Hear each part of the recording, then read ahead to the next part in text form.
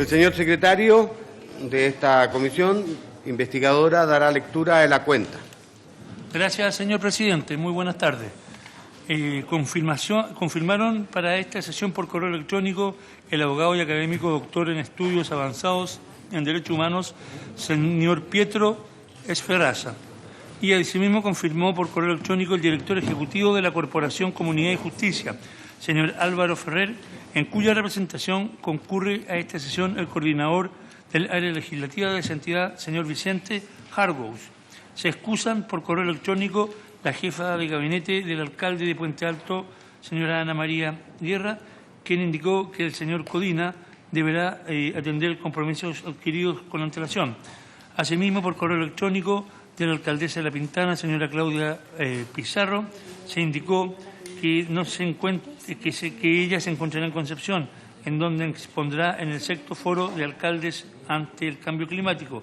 Por correo electrónico, el presidente de la Comisión Chilena de Derechos Humanos, señor Carlos Margota, informó que deberá atender asuntos de agenda. Y finalmente llegó un oficio del señor intendente de la Quinta Región de Valparaíso, don Jorge Martínez, por el cual remite lo informado por los distintos servicios de salud de esa región en relación al contenido y objeto de la comisión investigadora a partir del 18 de octubre de 2019. Este oficio se encuentra ya disponible en la página web de nuestra comisión. Esa es toda la cuenta, señor presidente. Muchas gracias, señor secretario. Se ofrece la palabra en relación con la cuenta informada. Presidente, si es posible que la Secretaría informe si es que hay solicitudes de información que no han sido respondidas a la fecha o no, para reiterarlas como última oportunidad, entendiendo en el plazo en que estamos. Señor secretario, le ofrezco la palabra. No tengo claridad al respecto, pero si ustedes lo acuerdan, podríamos reiterar todos los oficios que no han sido respondidos oportunamente. A mí me parece razonable. Aportan al proceso de construcción del informe, que ya se inicia a partir de mañana, y en consecuencia invito a tomar el acuerdo de reiterar que la Secretaría, ¿no es cierto?, vea aquello que no ha sido respondido y lo reitere a la brevedad, a fin de que alcance a llegar, ¿no es cierto?, en el tiempo. ¿Les parece? Acordado. Sigue ofrecida la palabra en relación con la cuenta. Por tercera vez se ofrece la palabra en relación a la cuenta. Puntos varios. No hay puntos varios. Yo sí que tengo un punto vario que quiero informar, ¿no es cierto?, y señalarles y recordarles más bien que hoy formalmente se termina el plazo para audiencias. Muchos de las personas que convocamos en más de una oportunidad, como la intendenta Rubilar, como los alcaldes de distintas comunas de la región metropolitana y otros, simplemente no se excusaron de asistir, así que ya no fue falta de voluntad, sino que una imposibilidad práctica de poder hacerlo. Y a partir de mañana se empieza a correr el plazo, ¿no es cierto?, de 15 días que tenemos, son días corridos, reglamentarios, ¿no es cierto?, para tener elaborado el informe. Eso nos lleva al día 19 de marzo próximo, fecha fatal para que haya un informe. De no haberlo, tal como de no cumplir ese objetivo, tal como el reglamento lo establece, simplemente esta comisión se quedaría sin informe que rendir a la sala, lo cual me parecería extraordinariamente penoso, porque ha habido un esfuerzo aquí. Ahora, yo les propongo que escuchemos, que es el objeto de esta sesión, ¿no es cierto?, a nuestros invitados, y luego hacia el final nos pongamos de acuerdo de un mecanismo, una forma de cómo abordar el tema de la elaboración del informe. ¿Les parece? ¿Sí? Ok. Entonces, esta sesión, como ya ha sido señalado por el señor secretario, tiene como objeto el que recibir, por un lado, lo cual agradecemos muy sinceramente, ¿no es cierto?, que hayan respondido positivamente a nuestra invitación, En primer lugar, al abogado y académico, doctor en estudios avanzados en derechos humanos, don Pietro Esferraza Taibi. Espero haberlo dicho bien. Sí. ¿Ya? O parecido al menos.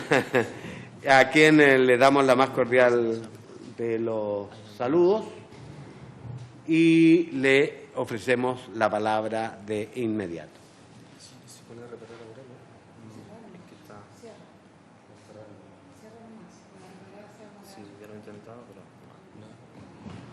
¿Tenemos algún problema de orden técnico? Sí, no anda la presentación. Como que aparece un error. Lo otro es proyectarlo por mi computador con el cable HDMI. Habría que volver a... Por favor. Señor presidente, voy a ver si lo podemos... Sí, sí.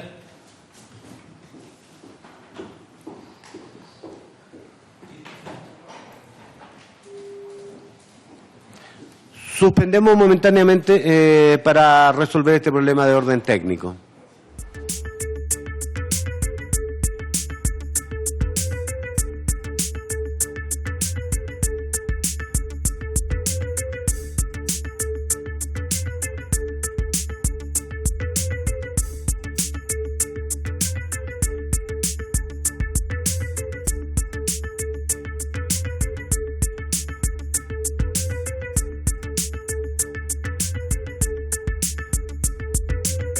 Entonces la sesión. Bien, muchas gracias por la invitación. Gracias, señor presidente. Y con su venia paso directamente a exponer esta ponencia que dice relación con los estándares del derecho internacional de los derechos humanos en relación con los proyectiles de impacto cinético. No anda. ¿Hacia el lado? No, se queda pegado. Voy a intentar.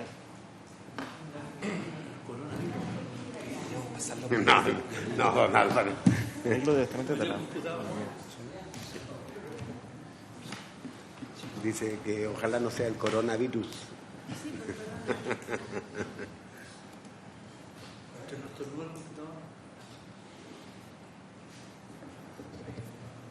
Ya, por mis propios medios he solucionado el problema. Bien. Bien, pido la disculpa del caso, aunque no se debe a mí, pero reanudo entonces. Como les decía, voy a realizar una exposición sobre los estándares internacionales que existen en relación con los proyectiles de impacto cinético. Para tal efecto voy a intentar sostener tres ideas a fuerza. La primera de ellas dice relación con el hecho de que la situación en Chile es preocupantemente anómala, yo diría por dos razones. Una de ellas dice relación con la excesiva cantidad de víctimas por el impacto de estos proyectiles y, en segundo lugar, por la gravedad de las lesiones que se les ha infligido. En segundo lugar, voy a referirme a los estándares internacionales de los derechos humanos que existen sobre estos proyectiles y, en último lugar, voy a intentar, si el tiempo me lo permite, exponer mis argumentos para intentar argumentar que tanto el uso de este tipo de armamento como la normativa interna infringe estos estándares. Antes que nada, ¿qué son las escopetas antidisturbios, ¿no? Bueno, las escopetas antidisturbios, de acuerdo a la literatura especializada, son un tipo de armamento menos letal. ¿Qué significa eso? Significa que han sido diseñadas no para generar la muerte o lesiones irreversibles en las personas en contra de las cuales se utilizan, sino más bien para intentar ocasionar algún tipo de lesión, pero del todo curable, del todo reversible. Y dentro de las armas menos letales, las escopetas antidisturbios se pueden categorizar como proyectiles de impacto cinético. ¿Por qué razón? Porque en el fondo lo que hacen los proyectiles de impacto cinético es transferir energía cinética, energía de movimiento, desde un disparador hacia el cuerpo de los sujetos en contra de los cuales se hace valer. ¿Por qué la situación en Chile es anómala a mi juicio? Yo diría por dos razones. Uno, por la cantidad excesiva de víctimas y, en segundo lugar, por la gravedad de las lesiones que estas víctimas tienen. Para tal efecto, he utilizado una fuente que considero bastante fidedigna, que es el registro del INDH de las víctimas desde el 18 de octubre del año pasado hasta el 18 de febrero de este año. Y bueno, las cifras son bastante conocidas por todos y todas. Tenemos 445 personas con heridas oculares, 190 heridas por balín y 1.681 personas de herida por perdigón. También ustedes conocerán que existen varios informes de organismos internacionales de derechos humanos y de prestigiosas ONGs internacionales de derechos humanos, y en términos generales en esos informes se ha expresado que existen razones fundadas como para sostener que Carabineros de Chile ha disparado desde una corta distancia y apuntando a la parte superior del cuerpo, al torso y a la cabeza, lo que está prohibido por los estándares, como luego voy a señalar. Y además, entre las víctimas se encuentran varios sujetos especialmente protegidos, entre ellos periodistas, defensores de derechos humanos, integrantes de la Cruz Roja, funcionarios de los servicios de salud y así sucesivamente. ¿Por qué esta cantidad? Bueno, ¿por qué estoy hablando de esto en una comisión investigadora sobre el estado de emergencia? Porque, de acuerdo a los mismos gráficos que he extraído del informe del INDH, la mayor cantidad de víctimas por impacto de estos proyectiles se produce justamente en el periodo en que el estado de emergencia estuvo vigente, y en el gráfico aparecen en rojo, ¿no es cierto? No se ve la fecha, pero de todas maneras les voy a dejar el PowerPoint disponible. Aparecen los heridos por armas de fuego, y en este segundo gráfico, fijen todo lo que se asimila al otro, aparecen las heridas oculares, ¿ya? En rojo también la cantidad de heridas oculares por día, y la mayor cantidad se da en el estado de emergencia, durante la vigencia del estado de emergencia.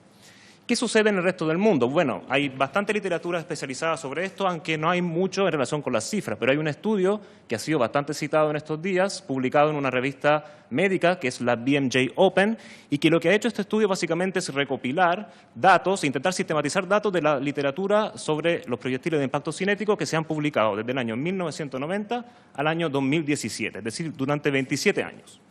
De acuerdo a este estudio, que está ahí citado, en el mundo, digamos, en estos 27 años se han registrado, de acuerdo al estudio, 1.931 víctimas, de las cuales 300 de ellas sufrieron incapacidades permanentes, y de esas incapacidades permanentes, de esas 300, 261 sufrieron lesiones oculares.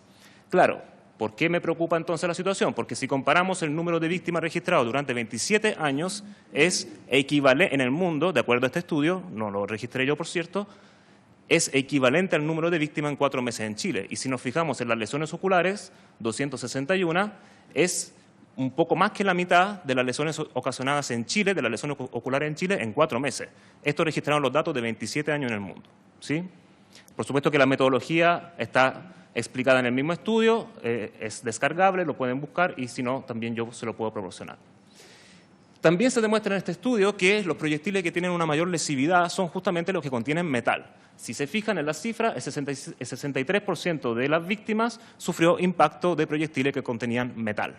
Y de las lesiones permanentes, el 79%, un porcentaje bastante alto también, sufrió impacto por proyectiles que contenían metal. Recordemos que, de acuerdo al informe de la Universidad de Chile, corroborado por un informe de la Universidad Austral, los proyectiles que Carabineros disparó en el contexto de las manifestaciones contenían metal, si la memoria no me falla, en un 80%. Bien, ¿qué estándares internacionales hay? Esto puede ser un poco aburrido o tedioso, pero es súper importante saberlo, porque Chile está integrado, digamos, en el sistema interamericano de derechos humanos y en el sistema universal, el primero que funciona bajo el amparo de la OEA y el segundo bajo el amparo de Naciones Unidas. A nivel interamericano, yo me voy a referir simplemente a dos cosas. Uno, a las obligaciones generales que están consagradas en la Convención Americana sobre los Derechos Humanos, y luego a algunos principios más específicos sobre el uso de la fuerza. En cuanto a las obligaciones generales, más o menos son bastante conocidas. ¿Y por qué me refiero a ellas? Básicamente porque las obligaciones generales son aplicables respecto de cualquier violación a los derechos humanos. De esa forma, entonces, los Estados, cuando recurren al uso de la fuerza, no deben violar los derechos humanos, obligación de respeto.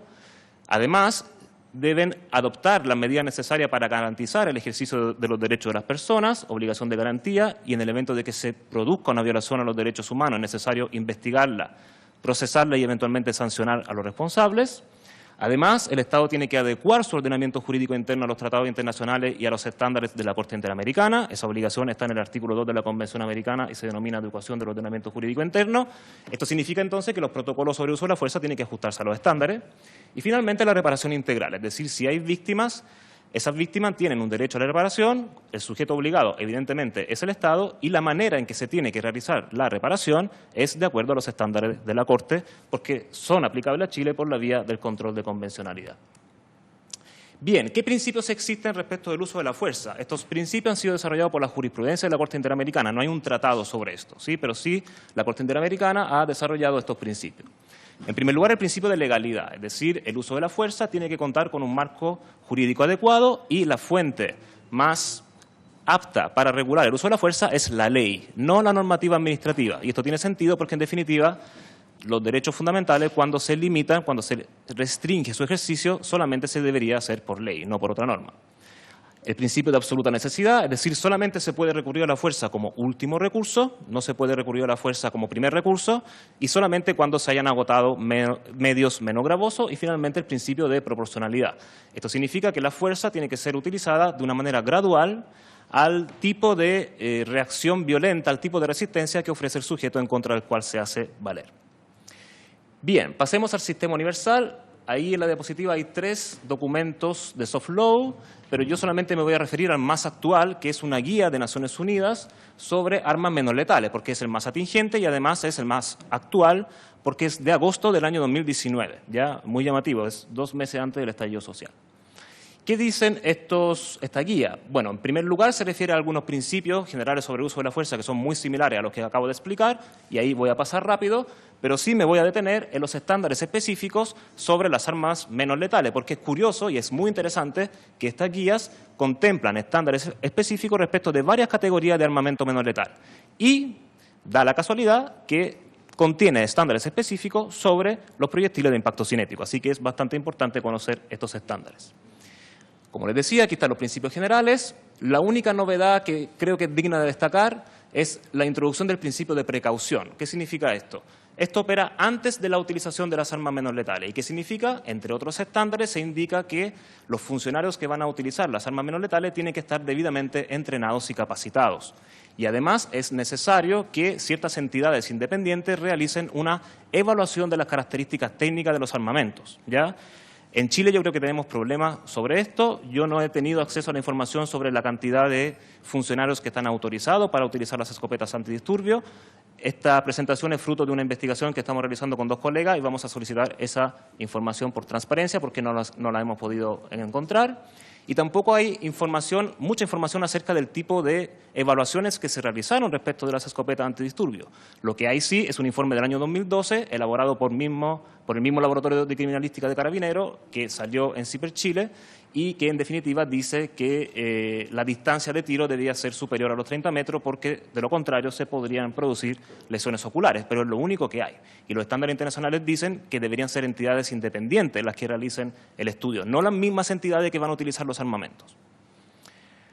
Bien, también es interesante el último principio que dice relación con la rendición de cuentas porque en definitiva refuerza esta idea de la reparación y de la responsabilización en el evento de que los armamentos se malutilicen. Y ahora vayamos un poco al quid de mi exposición que tiene que ver con los estándares específicos de Naciones Unidas sobre los proyectiles de impacto cinético. En primer lugar, ¿cuándo se pueden usar? Solamente se pueden usar cuando hay una amenaza inminente de una lesión, ya sea en contra de un funcionario policial o en contra de cualquier otra persona. En segundo lugar, solamente se pueden utilizar apuntando hacia la parte baja del cuerpo. Los estándares prohíben expresamente apuntar hacia el torso y hacia la cabeza y argumentan que esa prohibición se fundamenta en el hecho de que los proyectiles de impacto cinético son altamente lesivos. Y finalmente, un estándar muy exigente que dice relación con el grado de precisión.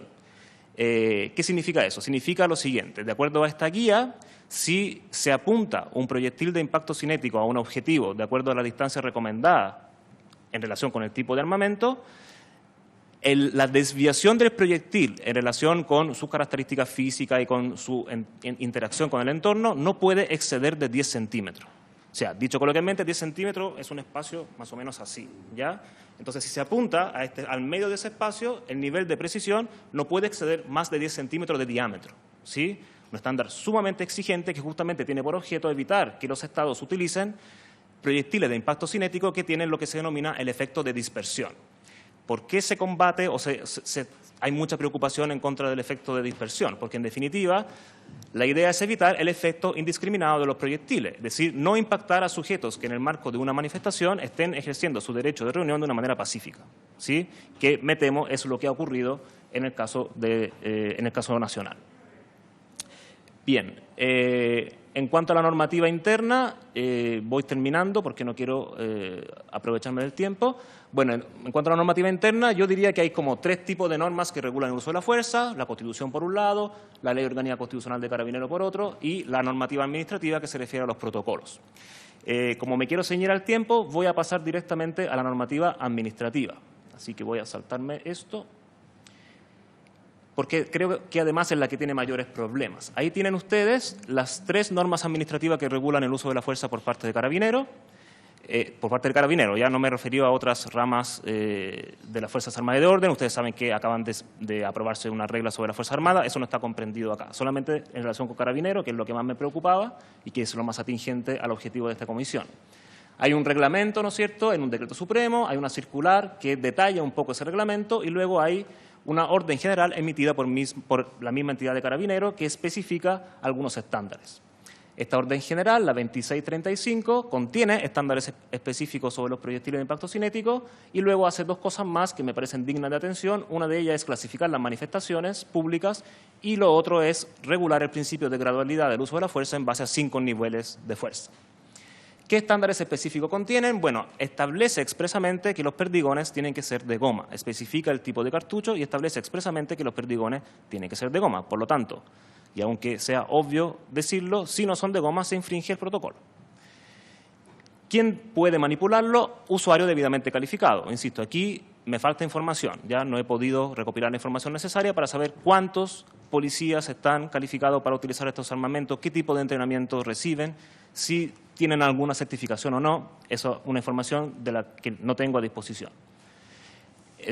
Luego, en relación con el uso, se dice que hay que tomar en consideración la distancia, hay que tener en consideración el lugar, es decir, no se podría disparar esto en un colegio, pero se hizo en un colegio de niñas, no sé si ustedes recuerdan la noticia que salió en la prensa, y luego hay que tener en cuenta la presencia de sujetos especialmente protegidos. Y finalmente, en el evento de que haya lesionados, los protocolos internos dicen que el funcionario de policía que se percate de este asunto tiene que propender a prestar asistencia al afectado y rendir cuenta a su superior jerárquico. ¿Por qué se clasifican las manifestaciones? Bueno, se clasifican las manifestaciones porque el uso de la fuerza y, por lo tanto, el uso de los proyectiles de impacto cinético solamente pueden tener lugar en las manifestaciones ilícitas y no en las lícitas. En las ilícitas hay 2 categorías, las violentas y las agresivas, pero las violentas, a mi juicio, se definen de una manera demasiado amplia. Se dice que hay que contravenir las instrucciones de la autoridad policial y, requisito copulativo, vulnerar los derechos de terceros. Entonces, yo hago un ejemplo de laboratorio. ¿Qué ocurre si un grupo de personas, un grupo de estudiantes, un grupo de vecinos, realiza una sentada pacífica en una plaza pública, llega Carabineros, dice que se vayan, les dice, con un altavoz, que se vayan? Uno podría decir, bueno, están alterando o obstaculizando el ejercicio de la libertad de movimiento de otras personas y los vecinos se niegan y Carabineros ahí puede usar la fuerza. A mí me parece que esa no es una manifestación ilícita, porque la característica, la esencia de una manifestación ilícita es la presencia de violencia, ¿sí? Yo creo que aquí las manifestaciones violentas se definen de una manera demasiado amplia, a mi juicio.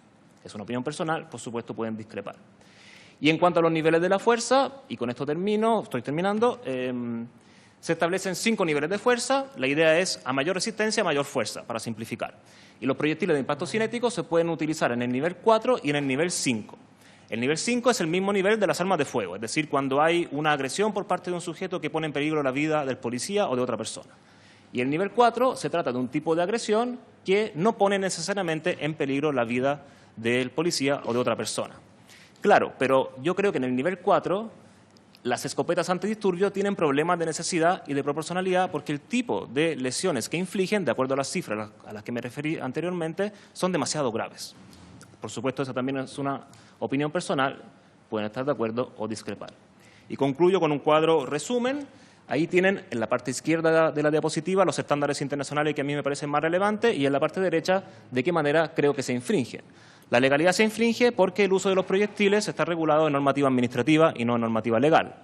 La precaución se infringe a menos que obtenga información fidedigna acerca de cómo se realiza el entrenamiento y de qué tipo de evaluación se realiza acerca de este tipo de armamento. La necesidad se infringe, claro, porque si se malutilizan, derechamente ahí se infringe. Pero además, si se utilizan bien, la lesividad, el tipo de lesividad, de acuerdo a los datos del INDH, es bastante grave. Por lo tanto, creo que también se infringe. No creo que sea el medio menos gravoso, aun cuando se debe decir que la necesidad se mide caso a caso. La proporcionalidad creo que tiene el mismo problema de la necesidad y finalmente el estándar de precisión creo que se infringe porque dudo que los proyectiles de impacto cinético utilizados por Carabineros cumplan con ese estándar tan exigente de precisión que exige Naciones Unidas de los 10 centímetros de diámetro. Eso, espero haberles aportado, haberles ayudado y ante cualquier duda estoy a vuestra disposición y muchas gracias, señor presidente. Muchas gracias a usted, señor Ferraza. Ha sido, en mi opinión, una interesantísima exposición y lo que procede es escuchar a nuestros próximos expositores o le hacemos consultas de inmediato al señor Ferraza para luego liberarlo. Me parecería lo más lógico, ¿no es cierto? ¿Sí? ¿Alguno de ustedes tiene consultas para con el señor Ferraza? Ofrezco la palabra. El diputado, señor Brito, siempre se me olvida tu apellido, no sé por qué razón. Don Jorge Brito Asbun. George. Oiga, presidente, por su intermedio agradecer a nuestro invitado, creo que la exposición ha sido bastante clara, asertiva y precisa, y también nos entrega un panorama general para justo en el momento antes de culminar el trabajo de esta comisión. Yo tengo dos preguntas, una en relación a lo expuesto y otro que para saber si es que tiene esa información. En relación a lo expuesto, donde aparecían los estándares específicos de cuándo usar los proyectiles de impacto cinético, decía cuando hay una amenaza inminente de lesión de un policía. ¿Qué considera el estándar internacional en la práctica esto? Porque yo también lo analizo desde las reglas del uso de la fuerza, a las Fuerzas Armadas, que son tan amplias que pueden considerar, por ejemplo, que un manifestante arrojando una piedra, como la piedra iba hacia la cabeza de un policía, es suficiente para que se le responda con un fusil de guerra. Recordemos que Carabineros también tiene subametralladoras UCI, Mauser. En consecuencia, ¿de qué manera la legalidad en la práctica aborda esto en otras situaciones? Cuando realmente un policía se ve amenazado y con eso justifica el uso de un proyectil de impacto cinético. Y lo segundo es que, a juicio personal, es evidente cómo Carabineros no ha cumplido sus propios protocolos y tampoco la Constitución y las leyes, pero ¿qué le ocurre en otros países a aquellos funcionarios públicos que abusan de la confianza que la sociedad le dio mal utilizando un arma financiada por la misma sociedad? ¿Qué les ocurre? ¿Enfrentan un sistema de justicia civil? ¿Cuáles son las penas a las cuales...? Porque en caso de que sea en la calle, no cae dentro de que tortura, lesiones. Eso es, presidente, por su intermedio. Gracias. El diputado, señor Romero, ha solicitado la palabra. Gracias, presidente. Don Pietro. A ver, yo no soy experto en los temas de la Fuerza Armada y de Orden. Me gustaría que me explicara, o nos explicara, qué es lo que es el proyectil de impacto cinético. Usted puso algunas cifras ahí de la cantidad de personas lesionadas y dice excesiva cantidad. Y nombró también que había conversado y cree fielmente a lo que informa el INDH. Le quiero contar, señor Ferrada, por su intermedio, presidente, que aquí estuvo el INDH, estuvo el Colegio Médico, y ante una solicitud mía no tuvo la claridad de cuántos chilenos fueron lesionados por perdigones ocularmente, o si solamente las policías y las Fuerzas Armadas utilizan esto, o hay otro mecanismo que también la civilidad ha lesionado a otro conciudadano. Tomándome de lo que plantea nuestro colega Brito, usted habló de la amenaza inminente al lesionar un carabinero y otro. Yo no conozco ningún caso en la historia de nuestro país que un funcionario, o las policías o el ejército haya usado un arma de guerra para defenderse ante un ciudadano que le tira una piedra. Es más, hoy día, discúlpeme, presidente, le sacan la cresta a nuestros policías y no se pueden defender. Están amarrados de manos, de pies y de todo, no pueden defenderse. Por lo tanto, me gustaría saber si en alguna oportunidad esto ha ocurrido. Usted habla de las manifestaciones no violentas. para usted, señor Ferrada, por su intermedio, presidente, que un grupo de ciudadanos se está manifestando pacíficamente, pero impide el libre desplazamiento del resto de los ciudadanos. ¿Eso es pacífica para usted, por su intermedio, presidente? Muchas gracias por el momento. Gracias. Es obvio, pero esperamos que el señor Ferraza vaya tomando nota de esas preguntas para que las pueda responder hacia el final. ¿Alguno de los demás diputados quiere hacer consulta? Muy bien. Le ofrezco la palabra, don Pietro. Muchas gracias, presidente. Muchas gracias por las preguntas a los honorables diputados. Voy a intentar contestarle por su intermedio.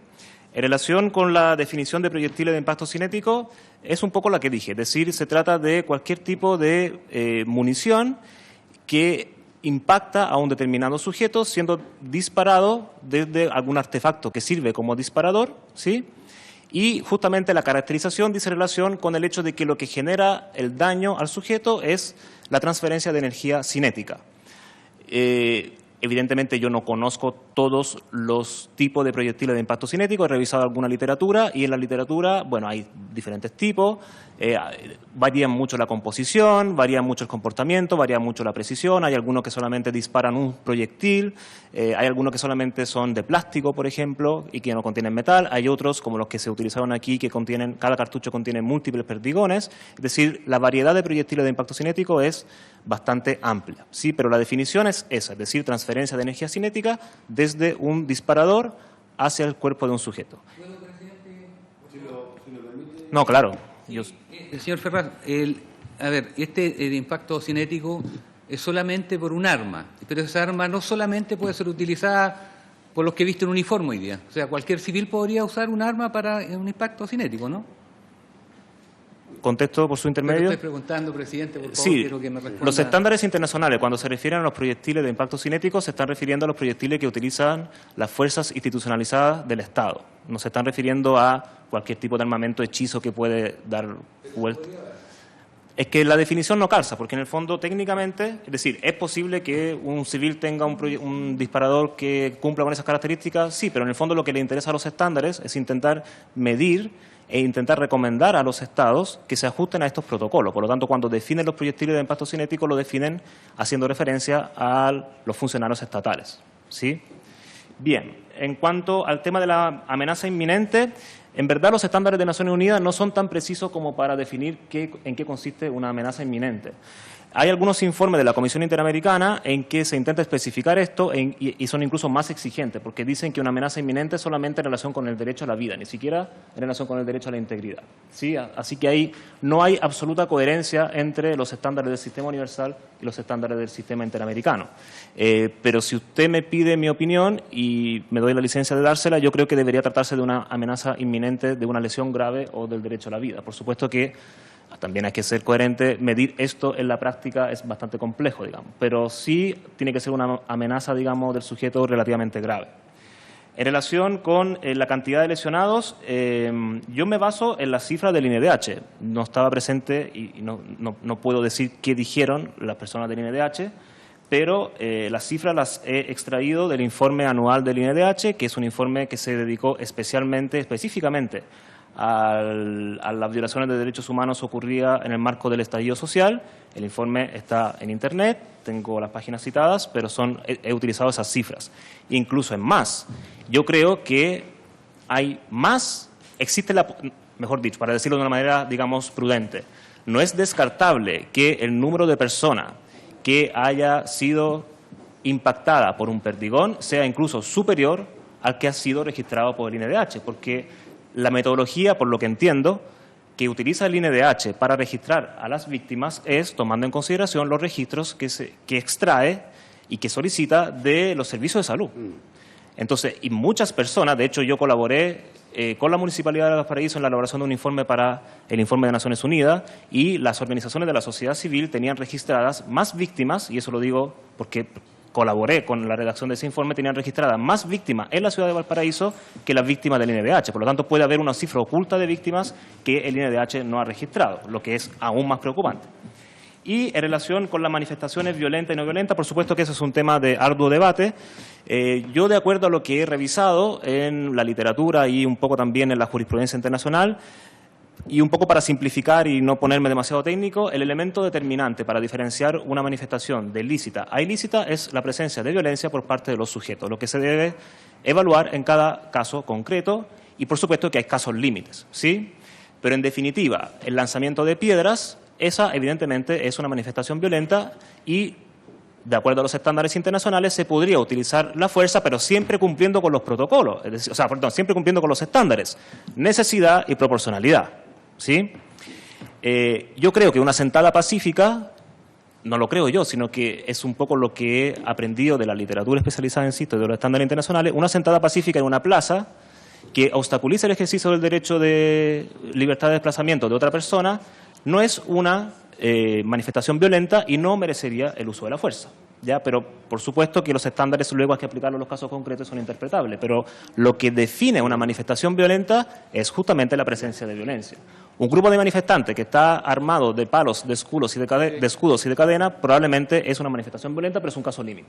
¿Ya? Es un caso límite porque, de todas maneras, la violencia se tiene que manifestar, no se puede presuponer, ¿sí?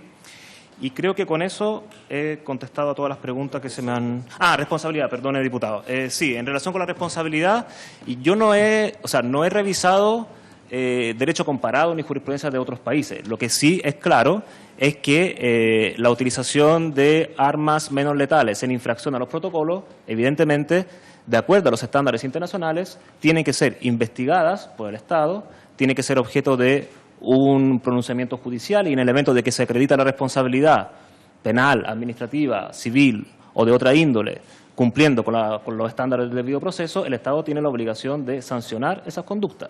Si el Estado no lo hace, bueno, tenemos el riesgo de que la Corte Interamericana nos pueda condenar en un caso por no haber investigado de manera diligente, de acuerdo a los estándares que la misma Corte señala, y por no haber aplicado las sanciones. Es decir, la obligación de garantía a la que me refería, que está en el artículo 1 de la Convención Americana, implica, o de esa obligación se desprende, el deber de investigar y de sancionar. Por lo tanto, es necesario buscar las responsabilidades pertinentes y a la Corte Interamericana, y lo digo de una manera coloquial, no le satisfacen mucho las responsabilidades administrativas cuando hay violaciones graves a los derechos humanos, ¿ya? Porque encuentra que no cumple con el principio de proporcionalidad. Entonces, cuando se trata de violaciones graves, la Corte Interamericana pretende que los Estados apliquen derecho penal, ¿sí? Eso. Presidente, sobre ese punto. Era la señora y entonces no se puede evitar responder. Señor Sí. Presidente, muchas gracias. Ese mismo punto, yo entiendo que las sanciones administrativas no son suficientes, en consecuencia se pide que existan sanciones penales. Pero en el caso particular acá me da la impresión de que contamos con variados casos en vulneración a los derechos humanos que penalmente o civilmente sí han habido responsabilidades por parte del Estado, pero administrativamente la institución ha desestimado todas las acusaciones y los sumarios administrativos no han determinado ni responsabilidades ni menos sanciones. ¿Qué ocurre cuando eso ya es una práctica generalizada en una institución como Carabineros, a juicio personal, por los antecedentes que tengo, y los cuales algunos han sido expuestos acá, en donde en tribunales sí se ha acreditado una vulneración a los derechos de algún ciudadano o ciudadana, sin embargo la institución no tomó ninguna medida administrativa o las medidas que tomó no hicieron más que respaldar a la persona que había incumplido el protocolo o que había agredido a algún ciudadano. Sí, procedo a contestar. Básicamente, siempre en relación con los estándares internacionales, sí, en algún caso, o sea, si el Estado no logra, digamos, acreditar la responsabilidad administrativa o la responsabilidad penal de funcionarios que malutilizaron, que ejercieron la fuerza mal utilizando las armas menos letales, y alguno de esos casos, habiéndose agotado los recursos procesales internos, por ejemplo, llegase a un órgano de Naciones Unidas o llegase a la Corte Interamericana, ya después de todo el procedimiento, o sea, a la Comisión y luego a la Corte, bueno, la Corte entra a evaluar si el Estado cumplió o no cumplió con sus obligaciones internacionales de investigar, procesar y sancionar. Y si la investigación no fue diligente, si no se aplicaron las sanciones proporcionales habiéndose acreditado la responsabilidad, bueno, lo que va a ocurrir es que y es probable que ocurra, es que si un caso de esa naturaleza llega a la Corte Interamericana, bueno, va a terminar condenando al Estado de Chile. En relación con los procesos judiciales en curso, yo actualmente no tengo noción de ninguna querella penal que haya terminado, porque están todas en trámite. Hay bastantes recursos de protección y, de hecho, estamos intentando sistematizar esa jurisprudencia, cosa que es fruto de una investigación en curso que todavía no terminamos, entonces no podría darle los datos precisos sobre eso. Y en relación a las responsabilidades administrativas, hemos intentado buscar la información por la página web de Carabinero, pero solamente por la prensa. Carabinero ha señalado en reiteradas ocasiones, a través de sus autoridades, que esas sumarios administrativos están en curso, pero no tengo la noción de cuántos sumarios son ni de sus conclusiones, así que no me quisiera pronunciar sobre datos que no tengo. Gracias. El diputado señor Romero quiere hacerle alguna pregunta. Usted dijo, no sé si entendí bien, que había colaborado con la Municipalidad de Valparaíso en los estudios cuántas personas habían sido lesionadas. Y también dijo que había más casos de los denunciados. La pregunta, usted, por su intermedio, presidente, ¿le informó esto al señor alcalde? Porque si le informó, el señor alcalde, como funcionario público, tiene la obligación de denunciarlo, porque si no sería cómplice, parte de esto. ¿Tiene conocimiento usted si esto se denunció para incrementar el número de lesionados de esta naturaleza? Gracias, presidente. Sí, procedo a contestar por su intermedio, presidente. El informe es un informe público, que de hecho fue publicado en la prensa, y un poco para explicar por qué había disparidad de cifras. El informe fue elaborado no solamente tomando en consideración las cifras del INDH, sino que también tomando en consideración cifras de ciertas entidades de la sociedad civil que estaban presentes, digamos, tanto en las comisarías como en los servicios de salud. Y los datos que esas organizaciones registraron, en algunos casos, eran superiores a los datos del INDH. Ese informe fue aportado al Alto Comisionado de Naciones Unidas para los Derechos Humanos y fue considerado para la elaboración del informe del Alto Comisionado. Así que, por supuesto que todas las autoridades de la municipalidad estaban al tanto de eso. Ahora, en relación a si debía o no debía denunciar, es una cosa respecto de la cual yo no me quiero pronunciar, pero es un informe, digamos, que existe. También hay que entender que no es llegar y presentar una denuncia porque, en definitiva, es bastante complicado identificar la responsabilidad individual de un agente policial. O sea, es muy difícil saber quién disparó el perdigón X en el día X en contra del manifestante X. Entonces, eso también es difícil, es una dificultad de la investigación, digamos. Pero es un informe de público conocimiento, no es nada secreto, y el Alto Comisionado de Naciones Unidas lo tuvo en consideración para elaborar su informe final. Don Pietro, un comentario y un intento de afirmación para que usted lo... Un elemento central de su exposición respecto de comparar los estándares internacionales para el uso de este tipo de armas no letales es que en los procedimientos de fiscalización del tipo de armas y los protocolos y reglamentos sean entidades externas a la institución las que den fe pública de que se están cumpliendo con esos estándares. Recuerdo, por ejemplo, a título ejemplar, simplemente como Carabineros decía que en realidad sus balines eran de goma y posteriormente estudios de dos universidades respetables demostraron que efectivamente contenían, como que aquí se analizó, metales. De aquello no, y a propósito de la pregunta que hizo el diputado señor Brito, en orden a que cuando un funcionario es investigado, primero a través de una investigación sumaria y posteriormente un sumario administrativo, termina no siendo responsabilizado, pero luego en los tribunales sí se acredita la comisión de un determinado delito, pudiera ser también, ¿no es cierto?, y estoy pensando, estimados colegas, en las recomendaciones que pudiéramos, ¿no es cierto?, hacer como aporte de esta comisión con el informe, que también pudiera haber instancias, ¿no es cierto?, que le dieran niveles de objetividad mayor a la realización de ese tipo de acciones de carácter administrativo. Entiendo que esto es inédito, pero dado que estamos hablando de graves y numerosas violaciones a los derechos humanos de las personas, que están por lo demás ya acreditadas, ¿no es cierto? Una manera pudiera ser proponer una cuestión de esa naturaleza, ¿no? Que también nos diera certeza de que hay independencia de juicio, que no está ahí el elemento, porque yo creo que la respuesta es obvia a lo que tú planteabas, Jorge, y esto es que la propia institución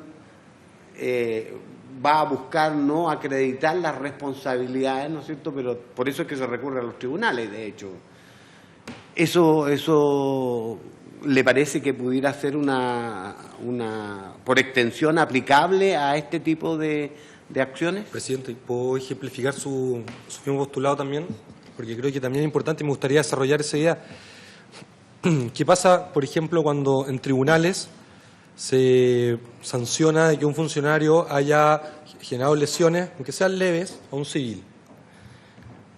Seguramente le van a dar alguna sanción, pero la institución lo va a considerar, y hay casos así, han sido ascendidos, de hecho, como funcionario policial, le continúa enviando a cumplir las mismas funciones en las cuales él ya había cometido un abuso, y eso puede ser de forma reiterada. Entonces, si es que hay algún estándar o alguna referencia a eso. Sabemos que la pregunta es un poco compleja, es muy específica probablemente, pero lo que intentamos ver un poco es de qué manera otros países han enfrentado este mismo desafío, que es decir, bueno, las personas que van a portar un arma para proteger a la sociedad deben tener la salud mental necesaria, deben tener la formación necesaria y deben tener la voluntad de respetar los protocolos y las reglas con las cuales debe funcionar. Eso es, presidente. Muchas gracias una vez más por las preguntas, porque me permiten explicar algunas cosas y procedo a contestarlas con su permiso, presidente. En relación con la evaluación previa, claro, lo que los estándares señalan es que el Estado, antes de que cualquier tipo de armamento menos letal se utilice en el contexto requerido, el Estado tiene que intentar realizar una evaluación de las características técnicas de esos armamentos, justamente para evitar que en su utilización no cumplan con las caracterizaciones que muchas veces provienen del mismo fabricante. Entonces, de acuerdo a la literatura que yo he consultado, muchas veces los fabricantes, por decirlo de una manera coloquial, colocan demasiado a la ligera las recomendaciones de la utilización de este tipo de armamento. Y, de hecho, en alguna literatura se ha demostrado que luego, cuando el mismo armamento ha sido probado o testeado por entidades independientes, los resultados son absolutamente disímiles. Entonces, el Estado no puede confiar en las recomendaciones que describe el fabricante del respectivo armamento, sino que el Estado lo que debe hacer, ojalá a través de entidades independientes, es realizar estudios científicos serios respecto del armamento menos letal de que se trate, acerca de si cumplen o no cumplen con lo que dice el fabricante y qué tipo de lesiones sería capaz de ocasionar para luego trasladar eso a los protocolos y evitar que esas lesiones se produzcan. No sé si logré explicarlo. Bien, en relación con la responsabilidad, a ver, voy a intentar simplificar. Lo que ha habido, un poco también para aterrizarlo al caso concreto, lo que ha habido actualmente y que ya tienen sentencias judiciales son muchos recursos de protección, ¿sí? Y recursos de amparo, acciones de protección y acciones de amparo. Y básicamente la finalidad de la acción de protección o la acción de amparo no es perseguir responsabilidades civiles, penales o administrativas, sino simplemente constatar si se vulneró o no vulneró un derecho fundamental, y en el evento de que el tribunal constate que se vulneró, lo que hace el tribunal es aplicar, digamos, o decretar ciertas medidas. De hecho, hubo un caso de la Corte de Apelaciones de Valparaíso, que luego fue revertido, pero en fin, en ese caso lo que se dijo fue que las escopetas antidisturbios no podían ser utilizadas en el contexto de manifestaciones pacíficas. Pero no entra a delimitar responsabilidades individuales. Y, por supuesto, la acción de protección no es incompatible con que luego se puedan hacer valer las responsabilidades administrativas en el marco de los sumarios internos de Carabineros, responsabilidades penales a través de la presentación de querellas y denuncias o eventualmente responsabilidades civiles. En ese caso, me imagino yo que se demandará al Estado por falta de servicio, ¿sí? De cara a los estándares internacionales, si supongamos un caso X de una víctima X, se presentó la acción de protección, se perdió, se apeló, se volvió a perder, se presentó la querella penal, se perdió, se presentó la demanda civil, se perdió, ¿sí? Y luego ese caso, por ejemplo, llega al sistema interamericano, pasa por la comisión y la comisión decide demandar al Estado ante la Corte y luego la Corte constata que la manera en que el Estado realizó la investigación no cumplió con los estándares que la misma jurisprudencia de la Corte Interamericana indica, es decir, que sea diligente, que sea de oficio, que sea imparcial, que sea independiente, bueno, lo que va a ocurrir, y como ha ocurrido en otros casos, es que la Corte Interamericana puede declarar la responsabilidad del Estado chileno imponiéndole medidas de reparación integral. Yo, por supuesto, que no sería tan imprudente de decirles lo que ustedes tienen que hacer, pero ante la pregunta, yo creo que no es del todo descabellado que en sus recomendaciones, por ejemplo, ustedes indiquen que la utilización del armamento menos letal debe realizarse de acuerdo a los estándares internacionales, que los protocolos tienen que ser actualizados y revisados de acuerdo a los estándares internacionales y que las autoridades judiciales realicen las investigaciones pertinentes, que yo no tengo ninguna duda de que el Poder Judicial chileno es independiente e imparcial y tiene la capacidad, o sea, y la Fiscalía, el Ministerio Público, tiene la capacidad para realizar una investigación de acuerdo a los estándares internacionales. Entonces, en ese caso, yo creo que no sería descabellado, pero por supuesto, lo respondo ante su pregunta, no quiero tener la impertinencia de decirle lo que tienen que hacer. Lo entendemos perfectamente. ¿Sí? Don Pietro, me he dado cuenta que usted maneja el tema y se habla mucho de los convenios internacionales, protocolos. Por su intermedio, presidente, usted me podría, a mí, porque me da la impresión que el resto lo sabe, nombrar un país del mundo donde las policías tengan el trato que tienen acá en Chile, un país del mundo donde los civiles puedan hacer lo que quieran con ellos y ellos no se puedan defender. Gracias, presidente. Por su intermedio, presidente. En relación con los tratados internacionales, a mí me gustaría decir lo siguiente, es decir, los tratados internacionales vienen de la voluntad de los Estados, ¿sí? El Estado de Chile, sin que nadie lo obligare, procedió a ratificar varios tratados internacionales del sistema interamericano y varios tratados internacionales del sistema universal de Naciones Unidas. Por lo tanto, no son obligaciones internacionales que se le imponen a la fuerza al Estado chileno. El Estado chileno voluntariamente manifestó su voluntad en orden a obligarse con esos instrumentos internacionales y algunos de esos sistemas, por ejemplo el sistema interamericano, tiene un sistema judicializado de casos y por lo tanto creo que la mejor interpretación que se hacen de esos tratados internacionales es la interpretación que hacen sus órganos especializados en el ejercicio de su competencia que el Estado de Chile aceptó también voluntariamente. Entonces, un poco para aclarar el sentido de los estándares, ¿sí? Respecto de los estándares de Naciones Unidas, claro, no son tratados, son instrumentos de soft law que se llaman, pero, es decir, si Chile quiere estar integrado, digamos, a nivel internacional en lo que se refiere y estar actualizado en lo que se refiere al cumplimiento de los estándares internacionales, es decir, la Guía de Naciones Unidas sobre armamentos menos letales implica el consenso de Naciones Unidas, el consenso universal de Naciones Unidas de lo que se puede hacer y lo que no se debe hacer. Entonces, yo no quiero imaginarme que un Estado manifieste expresamente su voluntad de no cumplir con esos estándares porque respecto de eso existe consenso universal. Y como ocurre en todos lados, bueno, lo que ocurre es que los Estados violan derechos humanos. De hecho, en relación con los proyectiles de impacto cinético, hay casos de violaciones a los derechos humanos o de casos similares, incluso de lesiones oculares, en Francia, por ejemplo, a raíz de las últimas manifestaciones de los chalecos amarillos. Hay casos en Israel, en relación con el caso del conflicto palestino. Hay casos en Argentina. Es decir, hay varios países que tienen problemas similares con la utilización de los proyectiles de impacto cinético justamente porque no se tiene un conocimiento acabado, científicamente comprobable, del nivel de lesividad de cualquiera de esos proyectiles. Fíjense ustedes que se llaman armamentos menos letales. Antes se llamaban armamentos no letales. No letales, claro. Y reemplazaron el no con el menos, no por casualidad, sino que justamente porque incluso lo que se categoriza como un armamento menos letal puede ocasionar la muerte. En el estudio que les cité, de hecho, se registran, si no me equivoco, 53 fallecidos por impacto de proyectiles de esta naturaleza o similar, ¿sí? Entonces, yo no digo, porque no quiero que mi exposición se malentienda, yo no digo que las fuerzas policiales no puedan utilizar la fuerza en el marco de una manifestación pública violenta. Yo lo que intento sostener es que, y que creo que es poco discutible, es que si van a utilizar la fuerza, lo deben hacer ciñéndose a los estándares internacionales de derechos humanos y a los protocolos internos en la medida en que sean coherentes con esos estándares.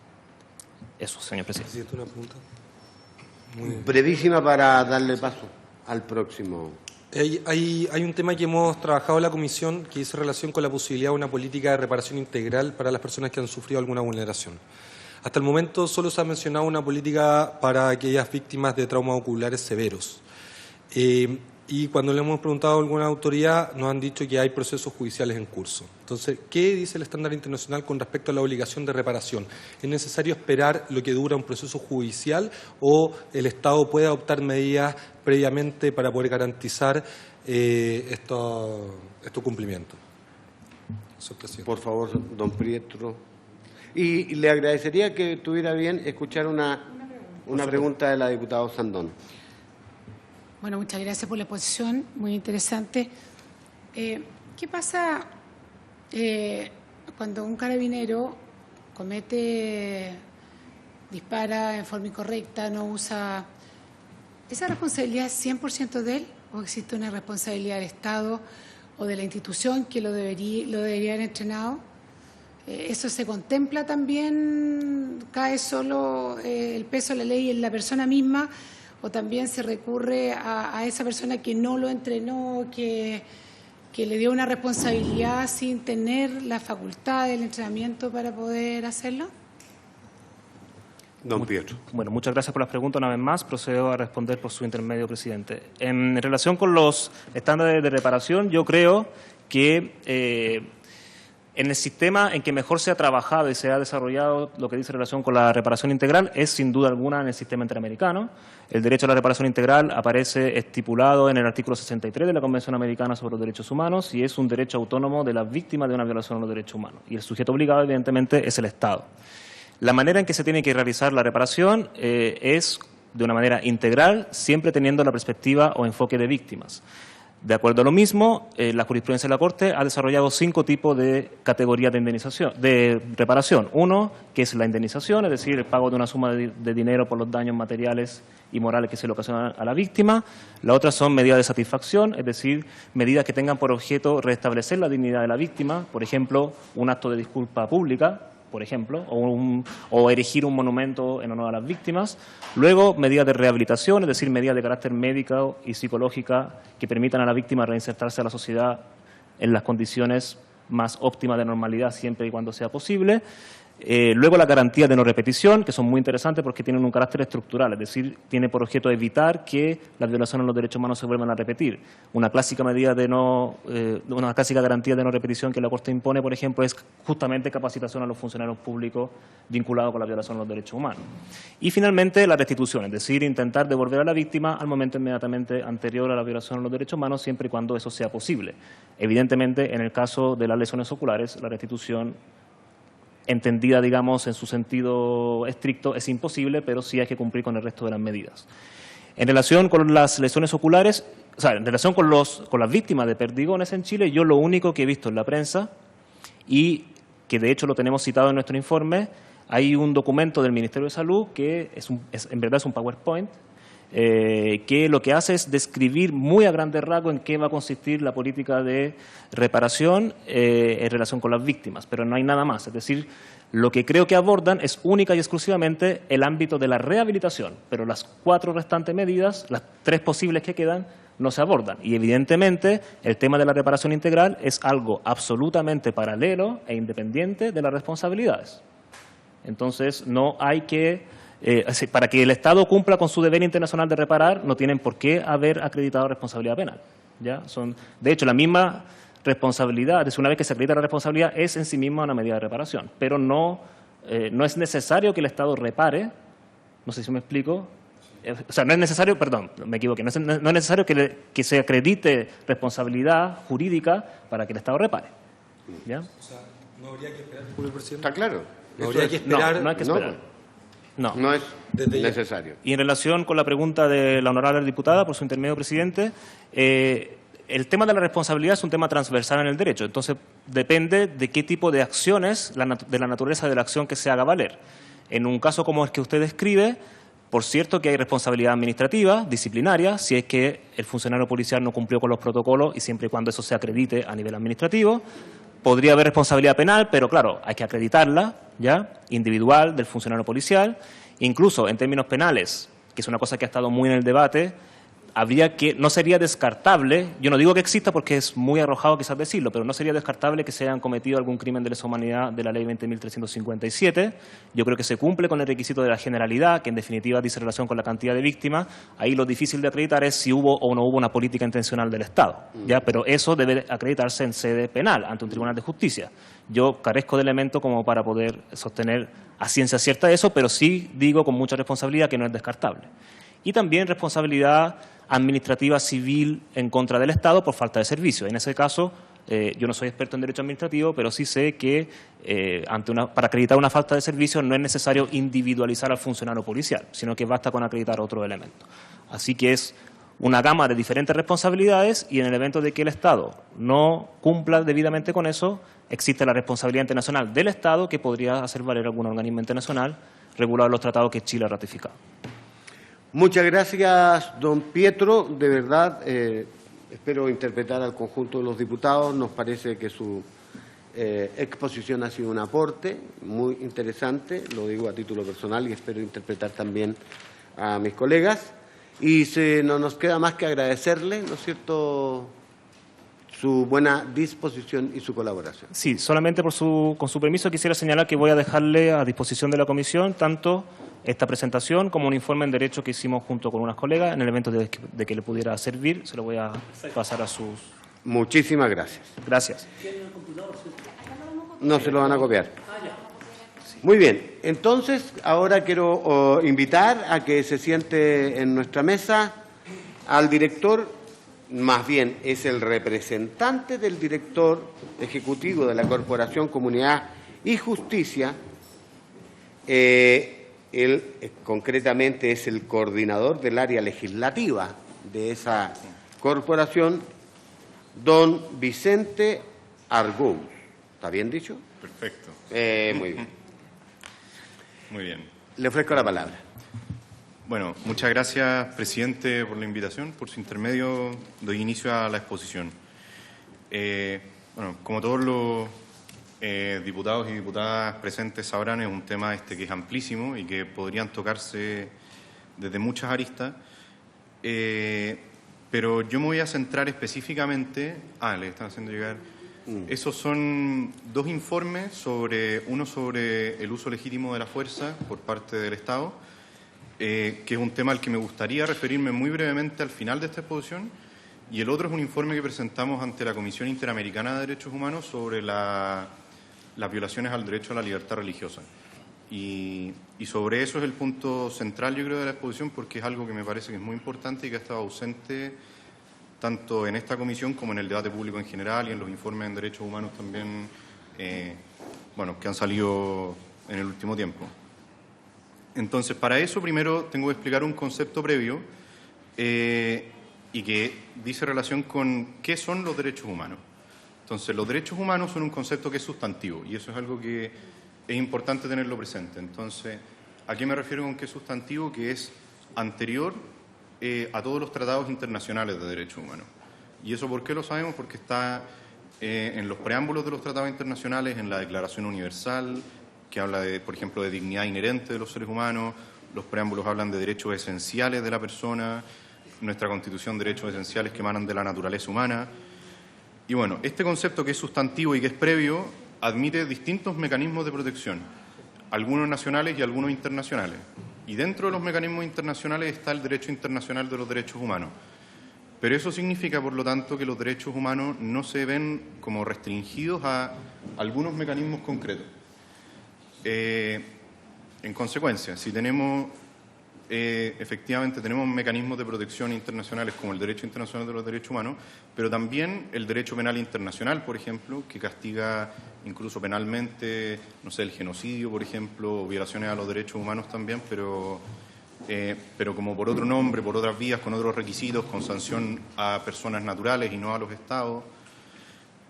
También hay mecanismos nacionales como el recurso de protección, por ejemplo, que está en la Constitución, o sea, la acción de protección en estricto rigor, la acción de amparo, y también otro, o sea, se puede usar incluso una nulidad de derecho público, yo creo, como forma de proteger los derechos humanos, o incluso uno podría llegar a pensar, algunos penalistas lo dicen, el derecho penal, como nacional, como una forma de proteger los derechos humanos.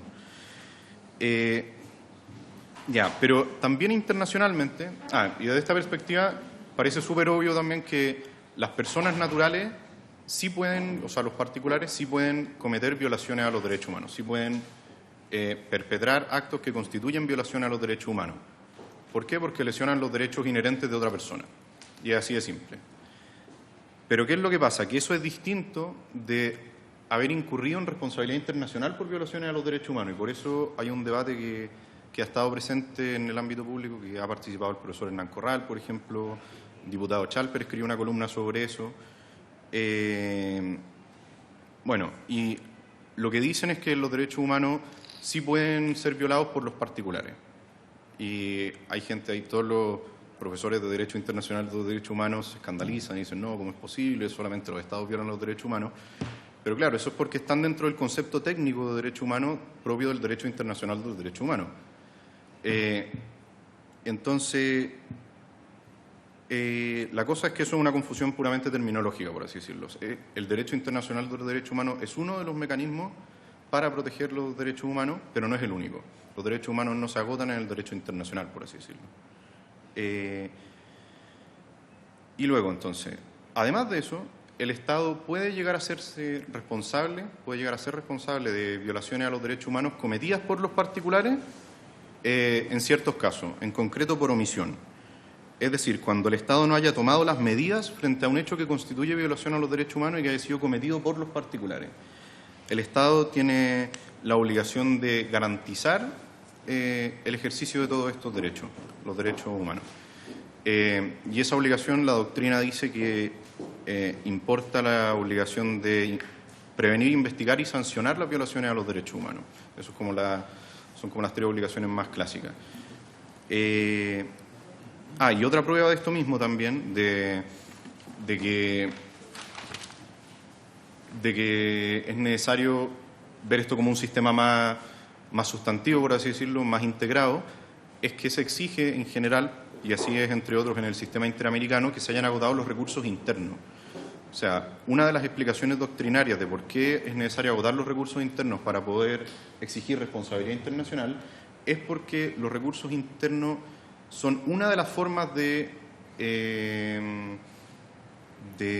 reparar, por así decir, una violación a los derechos humanos o de sancionarla. Y eso se relaciona mucho con lo que preguntó la diputada Sandón en la exposición anterior. O sea que también internamente el Estado, a través del Poder Judicial, puede, por así decirlo, evitar responsabilidad internacional si es que toma las medidas que corresponden, aunque sea a posteriori. Eso también puede evitar la responsabilidad internacional. Como de hecho en Chile se están investigando muchos hechos. Yo no me voy a centrar en eso porque, como dije, voy a centrarme en la libertad religiosa. A mí me consta también, en todo caso, y aquí hablando a título personal, de un caso de una condena a cárcel a un carabinero, porque yo hice la práctica en la Corporación de Asistencia Judicial en la Oficina de Derechos Humanos. Y hay un caso que, aunque yo no lo vi, pero me consta que sí se condenó a un carabinero específico por un caso, creo que era de tortura. Pero independiente de los casos específicos, la cosa es que es un concepto que es más amplio, por así decirlo. Y entonces, pasando a la libertad religiosa. La libertad de culto, como dice nuestra Constitución, está protegida, y la libertad religiosa en la Convención Americana, o sea, también. Es decir, tiene protección tanto nacional como internacional. Y nuestra corporación redactó este informe con ocasión de la visita en loco de la comisión, llevando un recuento de distintas iglesias que han sido quemadas y algunas otras cosas que ocurrieron a partir del 18 de octubre, y en concreto durante el estado de emergencia también. Muchas iglesias que fueron afectadas y sin embargo los documentos emitidos por Amnistía Internacional o Human Rights Watch, ONG muy prestigiosas de derechos humanos, pese a haberse emitido el 21 y el 26 de noviembre, o sea, cuando ya habían tenido lugar muchos de estos hechos, como el saqueo de la Catedral de Valparaíso o el Centro de Restauración Internacional en Valparaíso también, la Iglesia de la Asunción en Santiago, todo eso ya había ocurrido con anterioridad a esta fecha, y sin embargo no mencionan nada. Los informes del Alto Comisionado de Naciones Unidas también, del Instituto Nacional de Derechos Humanos, el comunicado de prensa de la Comisión Interamericana, hacen alguna mención que aunque a mí me parece que es valorable, sigue siendo muy escueta, porque no hace justicia con lo que los hechos fueron en la realidad, con lo que todos vimos, con los videos que circulaban en redes sociales. Son cosas que son públicas y notorias, podemos decir. Dice el informe del Alto Comisionado de Naciones Unidas, por ejemplo, una frase: también hubo daños en edificios protegidos, iglesias, estatuas y otros monumentos. Entonces, frases como esa dan a entender que el Alto Comisionado como que hace equivalente la quema de iglesias al daño patrimonial o al daño quizás contra la libertad de opinión, por ejemplo, pero la libertad religiosa no se reduce a ninguna de esas dos cosas, es mucho más que el daño patrimonial. En el caso concreto del que estamos hablando es impedir el culto de determinadas confesiones religiosas, y eso es gravísimo. Desde el 18 de octubre hasta más o menos el 15 de enero, que es la fecha en la que se publicó el informe, aproximadamente, no recuerdo la fecha ahora, fueron vandalizadas al menos 57 iglesias, 51 católicas y 6 evangélicas, según nuestro informe, que no cuenta tampoco todos los datos. De hecho, me consta que han sido quemadas más iglesias, pero esas no las tenemos contadas en el informe solamente. Y eso se explica porque las iglesias evangélicas no tienen, o las otras denominaciones cristianas tampoco, una autoridad centralizada que cuenta cuántas iglesias son quemadas, porque cada iglesia es autónoma, por así decirlo. En cambio, la Iglesia Católica tiene un recuento que es como central. Hasta el 28 de noviembre, dice la Conferencia Episcopal, habían sido atacados 40 templos católicos en todo el país, 11 catedrales, 17 parroquias y 12 capillas. Y en los 2 meses posteriores, al menos 2 catedrales, 4 iglesias y 5 capillas más. Entonces, si les parece, voy a detallar algunos casos concretos que sí ocurrieron durante el estado de emergencia, como para que se vea un poco la magnitud de esto. La Catedral de Valparaíso, que es la principal de la región de Valparaíso, fue atacada por primera vez el 19 de octubre, un día después de las protestas. Forzaron la puerta, la reja, sacaron las bancas, profanaron el templo con rayado. La catedral fue atacada además los días 26, 27, 28 de octubre, con hechos muy similares. El Centro de Restauración Internacional de Valparaíso, esta iglesia que les contaba, ubicada en la calle Condel, fue atacada e incendiada el 19 de octubre y quedó completamente destruida. La parroquia Santa Teresa de los Andes de Punta Arenas fue parcialmente consumida por el fuego. El incendio logró ser apagado por los vecinos y por bomberos. Carabineros llegó tardíamente y se limitó a dar unas pocas rondas en el lugar. También hicieron algunos rayados y rompieron con hachas la puerta. La iglesia presbiteriana del Paraíso, ubicada en la calle Condel, que por motivos de seguridad se vio obligada a suspender el culto en varias oportunidades. La iglesia Bendecidos para Bendecir, que fue incendiada junto con 2 oficinas y los estudios de grabación Ministerio de Comunicaciones Gracia TV, y atacada por encapuchados. El Ministerio Internacional para la Familia en Santiago, ubicada en Alameda 632, también fue atacada el mismo día que la iglesia Bendecidos para Bendecir, y parcialmente resultó consumida por el fuego. Pero además de estos hechos, hemos visto que no solo se ha atacado la libertad de culto por el hecho de quemar iglesias, sino también en concreto por impedir algunas manifestaciones públicas de fe, por haber insultado a algunos creyentes en público, haber insultado ministros de culto también, sacerdotes católicos incluidos entre esos. Eso no está detallado en el informe, pero personalmente me consta que ha sido así. Y bueno, frente a estos hechos, han sido cometidos particulares, eso es cierto, pero el Estado también no ha tomado las medidas que podría haber tomado. No se previnieron estos hechos, siendo que muchos de ellos habían sido avisados con frecuencia antes de haber ocurrido. O sea, que se habían dado amenazas o avisos y sin embargo Carabineros no concurrió al lugar o no se tomaron medidas de esa naturaleza. No se están investigando estos delitos, al menos que yo sepa, ninguno de ellos se está investigando, siendo que tienen un nivel de proporción enorme. Y luego lo otro es que no solo contamos en este caso con la evidencia de los resultados, o sea, que la iglesia se haya sido quemada, sino que además nos consta por el video que no fueron acciones defensivas, por así decirlo. Como sí podría llegar a discutirse en ciertos casos de acciones de Carabineros, que uno dice ya, son defensivas o son casos de uso de la fuerza legítimo, no sé qué. Aquí ningún caso es de uso de la fuerza legítimo y eso es indiscutible. O sea, son solamente casos, de hechos ilícitos, así propiamente tales. Y dado que no se están investigando, tampoco el Estado está en vías de sancionar estos hechos. En consecuencia, me parece que si el Estado no toma las medidas que corresponden, estas medidas de investigación y sanción, podría llegar a ser responsable por omisión de violación a los derechos humanos. Cosa que tampoco me corresponde decirlo a mí en esta sede, pero sí quizá a los tribunales o posteriormente a un tribunal internacional. Y no sé si me queda tiempo, presidente, para... Sí, muy bien.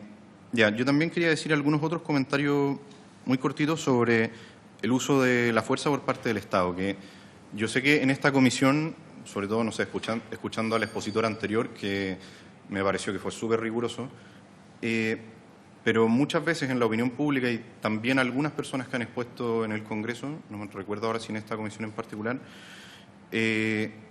como que da un poco la idea por el discurso que uno escucha que la fuerza pública es algo que prácticamente no se puede ejercer. O sea, que fuese algo como prohibido y que siempre sería constitutivo de violación a los derechos humanos. Y cosa que no es así. O también que los particulares se hallan como en un plano de igualdad normativa con los agentes del Estado. Como si, el Estado puede ejercer violencia en ciertos casos, los particulares también. No. El Estado tiene el monopolio del uso de la fuerza y eso es así también, o sea, por norma constitucional y también internacional, digamos. Y aparte de toda la teoría política que está detrás, que en el último tiempo también ha sido bastante detallada en la opinión pública, no sé, en columnas o entrevistas de Carlos Peña, por ejemplo, me acuerdo que lo ha detallado bastante. Y, bueno, luego, otro segundo posible problema es que muchas veces se dice ya, el uso de la fuerza es de última ratio, ¿cierto? Eso es una cosa que se dice como por estándares internacionales. Pero última ratio no significa, es un concepto normativo que no es fácil, es amplio, en el caso concreto no es fácil de aplicar, pero no significa en ningún caso que cronológicamente la fuerza tenga que ser lo último que se usa. ¿Se entiende? O sea, no significa que tengo que tomar esta medida, luego esta medida, luego esta medida y por último esta. Porque eso al final es un mundo ideal en el que Carabineros no se ve enfrentado. La mayoría de las veces si se encuentra con un manifestante violento que está cometiendo un delito grave o algo, no sé, tirando una bomba molotov, por ejemplo, bueno, dar un primer aviso, el disparo al aire, no sé qué, distintas medidas como... A veces no hay tiempo para hacer tantas cosas. No digo que con eso haya que disparar por primera vez a los ojos, ni mucho menos, pero la última ratio significa, en el fondo, proporción, significa que sea racionalmente necesario. Y eso es un concepto que nuestros tribunales lo han desarrollado mucho por la legítima defensa, nuestros tribunales penales, digo. Y ¿a qué se refiere esto? A que cuando es necesario usar la fuerza, cuando es el único medio posible para evitar una agresión injusta, actual o inminente, o, por ejemplo, según las orientaciones del Alto Comisionado de Naciones Unidas para Derechos Humanos, para evitar la comisión de un delito grave, que esa es una de las hipótesis en las que se pone, un delito grave especialmente para la vida. Bueno, en ese caso se puede usar la fuerza. Es como, a eso se refiere con que sea de última ratio. Luego, que muchas veces otro error más o menos frecuente es que se atribuye responsabilidad con consideración exclusiva al resultado. Entonces, por ejemplo, se dice que son muchos lesionados de ojo, lesiones oculares o personas que han sufrido una determinada lesión concreta. Y no digo que la lesión no sea importante, por supuesto que la lesión es muy importante, pero no es lo único que cuenta al momento de determinar la legitimidad o ilegitimidad de una conducta. La fuerza puede ser justa, puede ser legítima, aunque produzca ciertos resultados que pueden ser terribles. Y el caso, quizás no viendo los funcionarios policiales en concreto, pero sí, si uno piensa en teoría, por ejemplo, legítima defensa, bueno, la legítima defensa puede llegar a causar la muerte, que es un resultado muy indeseado y todo eso, pero eso no quita que siga siendo legítima, porque se está en una situación que es distinta, digamos, que hace necesario el uso de la fuerza. Entonces, los resultados son importantes, pero no es lo único que cuenta al momento de considerar si una conducta se justifica o no se justifica, y por lo tanto, si hay o no violaciones a los derechos humanos. Lo que hay que ver es la naturaleza de la acción misma, de la conducta del funcionario policial, las circunstancias que lo rodean, lo que motivó al funcionario policial a hacerlo. Por ejemplo, ahora me acuerdo de un un caso, no recuerdo cuál era específicamente, pero de la Corte Penal Internacional que castigaba por genocidio puede haber sido en Bosnia, no recuerdo bien, algunos casos de genocidio religioso. Y llegaron a concluir que era un genocidio religioso a ver, digamos, la motivación de odio religioso de las personas por los hechos exteriores. Entonces, ¿cómo se prueba la motivación? Bueno, habrá que ver caso a caso, pero se puede probar. Por ejemplo, aquí si los disfrazan de una manera determinada, los pintan de una manera determinada, se burlan cuando lo hacen, es distinto que si solamente atacaron.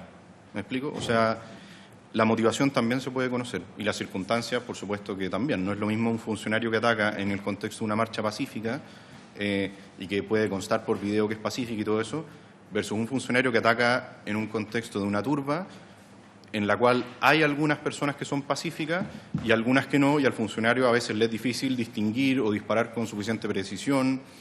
Eso es algo que, por supuesto, que yo no soy capaz de decirlo aquí en cantidad de números ni nada, pero es importante tenerlo presente también. Lo que no quita que, no sé, el armamento haya incluido plomo o que haya habido el saco de porotos que se vio acá.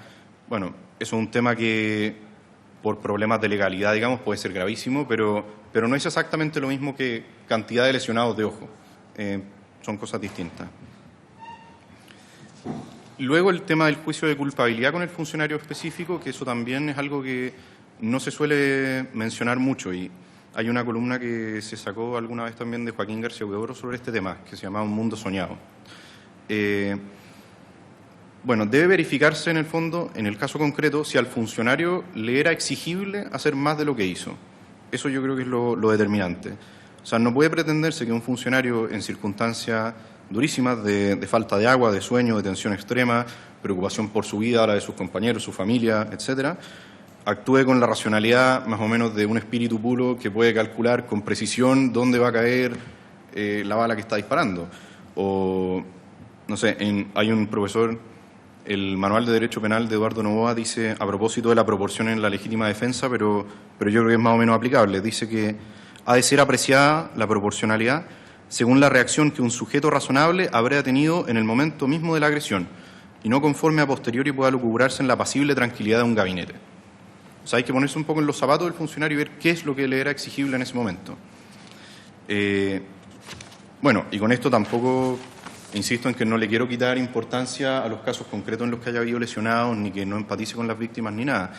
Pero sí que hay que ser mucho más cuidadosos al momento de atribuir responsabilidad, que ojalá el informe que salga de aquí sea muy ponderado con las afirmaciones que se hagan sobre esto. O sea, que si hay un resultado ya está bien, pero en el fondo las afirmaciones hay que matizarlas bastante, porque la realidad es muy rica en matices, digamos. No se puede tampoco llegar y decir que toda la institución de carabineros son violadores a los derechos humanos sistemáticamente, no sé qué, como sin tener tanta base para eso. Yo tampoco tengo la base aquí para poder afirmarlo o negarlo, pero sí creo que hay que hacer un juicio moderado, por así decirlo. Y eso es todo, presidente. Muchas gracias.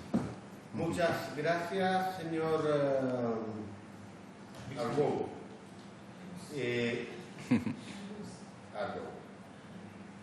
¿Sí? ¿Conoce alguno? Bien, diputados, si alguien tiene que hacer algún comentario, consulta, le ofrezco la palabra. La diputada señora Osandón. Ahí está, no, está bien. Muchas gracias, presidente, por su intermedio. Bueno, yo la verdad que me sorprende la exposición, pero también nos da otro matiz, digamos, que otra mirada, otra cara, dado que, por lo que entiendo, y por favor eso quiero que me corrija, el tema de la libertad de culto está protegido, consagrado en la Constitución, y aquí también se viene a violar. O sea, también podríamos hacer una cosa exhaustiva también en otro ámbito, pero fíjate que me parece bien interesante el tema, que nos da también otra mirada, en el sentido de que, bueno, la parte espiritual también es importante. Yo creo que tal vez la recomposición máxima de nuestro país no es nada a través de la Constitución y el plebiscito. Yo creo que vamos a tener que recomponer este alma de Chile que, en definitiva, está muy, muy dañada. Y, bueno, yo soy una persona creyente y todo el mundo lo sabe, nunca lo he negado, pero yo diría que la tarea más grande que nosotros tenemos va a ser esa, después de que ojalá nos vaya bien en la Convención Constituyente, pero yo agradezco esta mirada distinta. De verdad, presidente, es muy interesante. Me sorprendió, pero de verdad que le agradezco. También creo que ahí damos un clavo que es súper importante y que tal vez va a ser el tema que vamos a tener que trabajar post-Constitución. Muchas gracias, presidente. Gracias, diputada. El diputado señor Out me ha solicitado la palabra. Gracias, excusarme por el atraso, pero escuché muy atentamente la segunda parte de la exposición y me trajo a la memoria una situación que me permito describir. Estando de visita en Palestina, particularmente en la ciudad de Hebrón, muy cerca de una colonia. Las colonias, ustedes saben, son asentamientos ilegales establecidos en territorio palestino, guiados por un líder ex militar israelí, religioso él. Uno de los colegas visitantes le hace la terrible pregunta, e inoportuna a mi juicio, en ese instante, de si él había matado a alguien, porque él había participado. Él había participado en la represión de la segunda intifada. Y el soldado o ex soldado nos contesta, mire, nosotros estábamos en esa colina y disparábamos, y yo disparaba un armamento que disparaba granadas que al caer mataban a 8 metros a la redonda y herían gravemente a 17 metros a la redonda. Y decía, la respuesta fue, y yo rezaba porque no hubiera un niño que muriera como consecuencia de esos disparos. ¿Y por qué traigo a colación esto? Porque evidentemente que es cierto, el hecho en sí mismo de una persona que sufrió la pérdida de la vista producto de un determinado acto no constituye en sí mismo la responsabilidad o el hecho probatorio de la violación. Pero la aplicación reiterada de un procedimiento que tiene como riesgo, es como la discusión que nosotros tuvimos a propósito de la pena de cárcel a quien condujera en estado de ebriedad. Nosotros decíamos, mire, subirse con determinada cantidad de gramos de alcohol en la sangre a conducir a un vehículo es como disparar una escopeta en medio de la noche. Es decir, alguien puede resultar herido como consecuencia de esa conducta. Y es evidente que disparar de determinada manera tiene como consecuencia posible la producción de daños oculares o corporales. Y por lo tanto hay una relación evidente entre la manera en que se aplica un protocolo o que se deja de aplicar un protocolo y los daños producidos. Claro, eso es una conclusión. Diputada señora Olivera. Gracias, presidente. Bueno, a mí también me sorprendió la presentación en realidad porque sabemos de la violencia y la destrucción que han sufrido iglesias, supermercados, distintos lugares. Y desde ahí sí me llamó la atención algo que dijo el expositor respecto de la violación de los derechos humanos por parte de particulares. Porque yo soy bien ignorante en el tema de jurídico, más que nada legal, no soy abogado, no soy nada que tenga que ver con lo jurídico, pero algo voy entendiendo. Y dentro de lo que he entendido es que los derechos humanos, la violación de los derechos humanos siempre son sancionadas respecto de las acciones que emprende el Estado, ¿cierto?, o alguna institución que pertenezca al Estado. Y claro, siempre la pregunta también es, ¿qué pasa cuando, por ejemplo, si dentro de alguna de estas iglesias hubiesen habido personas, como ha ocurrido en algunos lugares del comercio, en donde hubieron personas que murieron en los incendios. Supermercado. Y dentro de esta iglesia, yo no sé si dentro de esos atentados a las iglesias que usted mencionó, hubo personas dañadas o personas que perdieron la vida a raíz de esta tragedia. ¿Qué sucede ahí? ¿A quién se sanciona? Porque hoy día también me imagino que todo lo que ha sucedido en las bodegas o en los supermercados que han quemado, hay procesos de investigación. Quizás nunca se va a encontrar a un culpable. Entonces, ahí, ¿quién se hace cargo de esa familia que pierde a un ser querido? Eso también es violación a los derechos humanos. Y ahí, si no se descubre quién cometió ese crimen, entonces esa familia no queda resguardada, porque no se comprueba que eso fue provocado por alguna institución del Estado. Entonces, a mí me sucede, yo siempre me he hecho esa pregunta a raíz de las violaciones y los abusos hacia los menores, hacia los niños, que para mí, por ejemplo, lo que ha ocurrido con el Sename también es una violación a los derechos humanos, porque es una institución del Estado que ha violentado y no ha protegido a esos menores. Todo lo contrario, han habido muertes de por medio.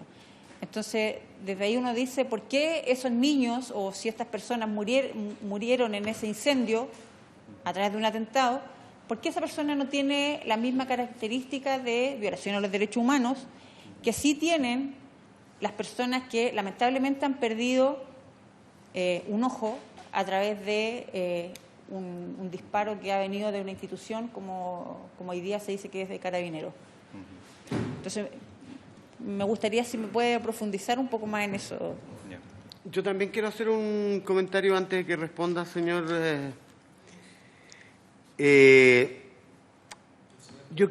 El señor del apellido difícil. Argur. Se me olvida. Usted, al inicio de su intervención, que por supuesto a mí me pareció, también me sorprendió, creo que a todos nos pareció, porque es un enfoque, ¿no es cierto?, que se hace cargo de un tema en específico, cuál es la tesis de que aquí ha habido una grave violación de los derechos religiosos, de la libertad religiosa que se expresa en la enorme cantidad de iglesias que han sido objeto de ataques, vandalizadas, quemadas, destruidas, parcial o totalmente. Interesante. Y yo como creyente también me preocupa, también, así como me duele la quema de un supermercado, de un negocio, me duele también la quema de una iglesia o la de una escuela, en fin.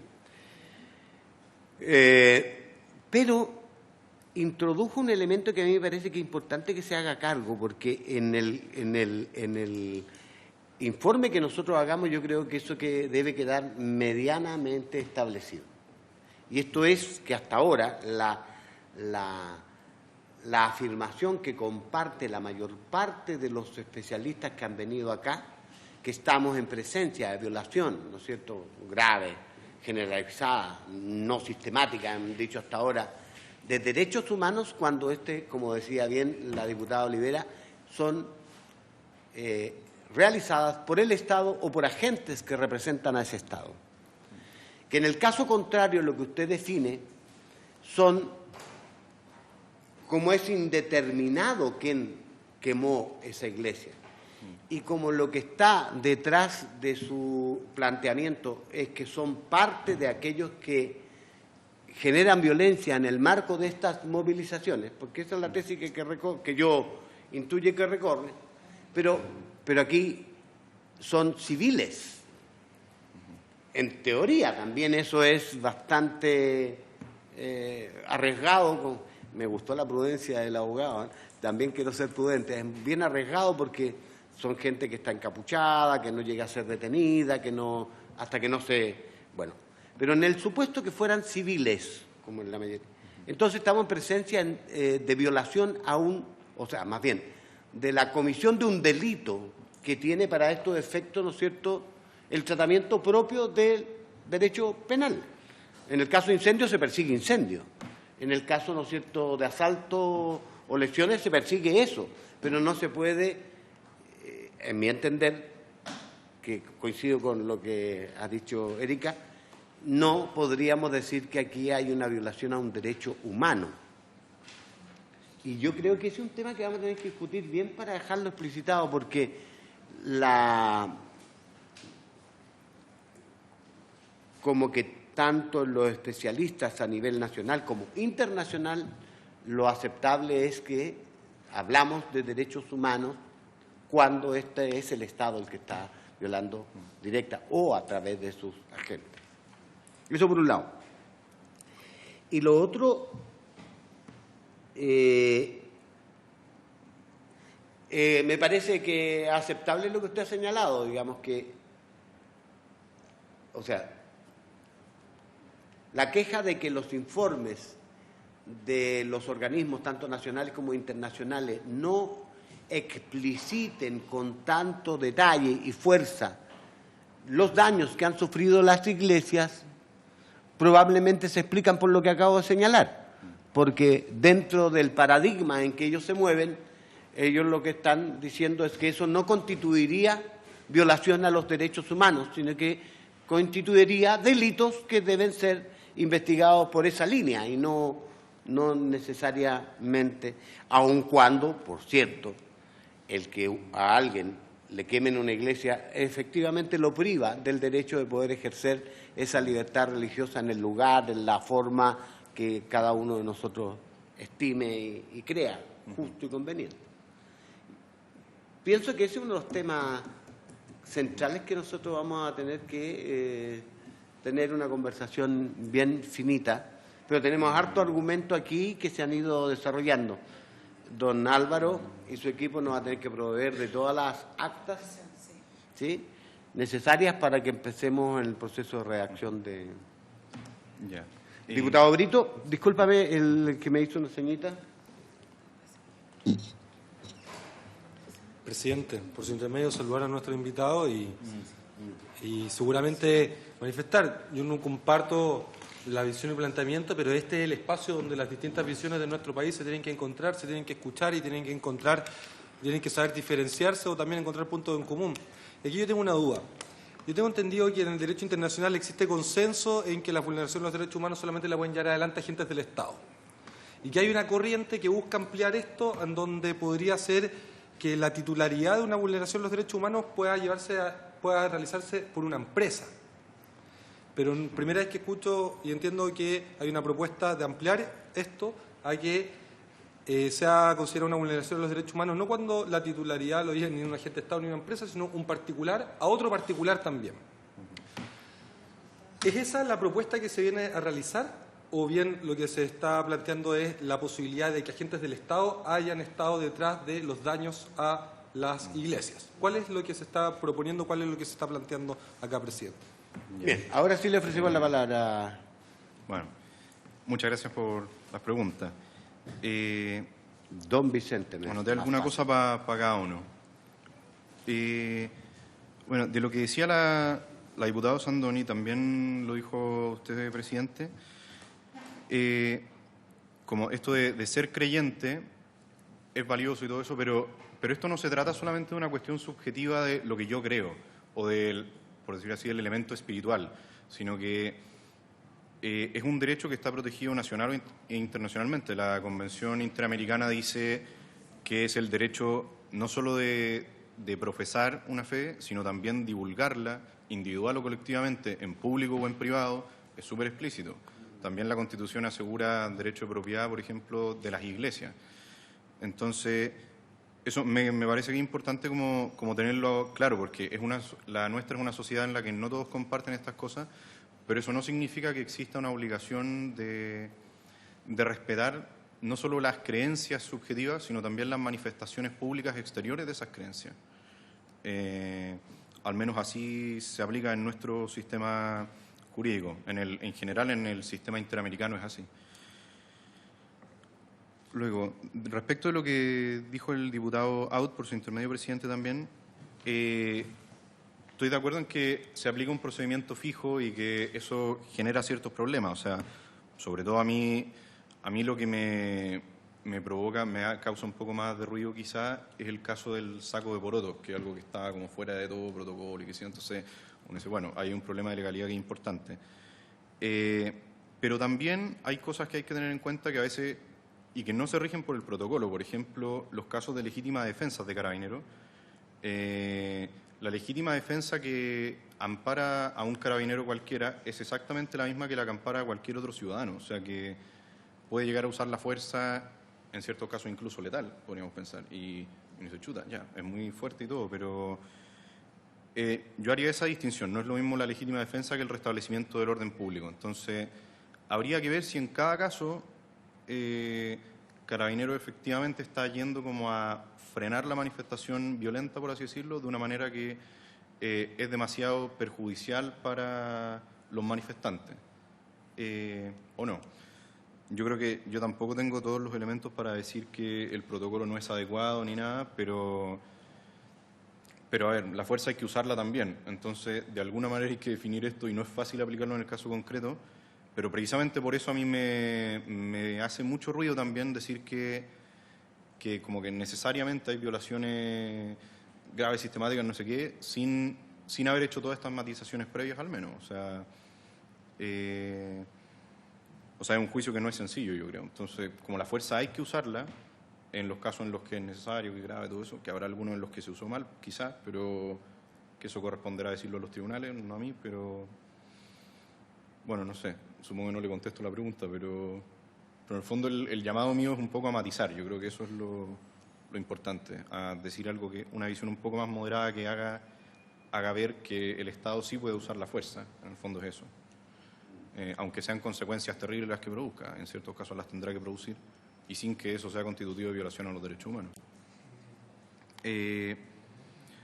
Luego, la diputada Olivera y también el diputado Brito preguntaron sobre esto de que sea el Estado el que, bueno, y también usted, presidente, que sea el Estado quien comete la violación a los derechos humanos.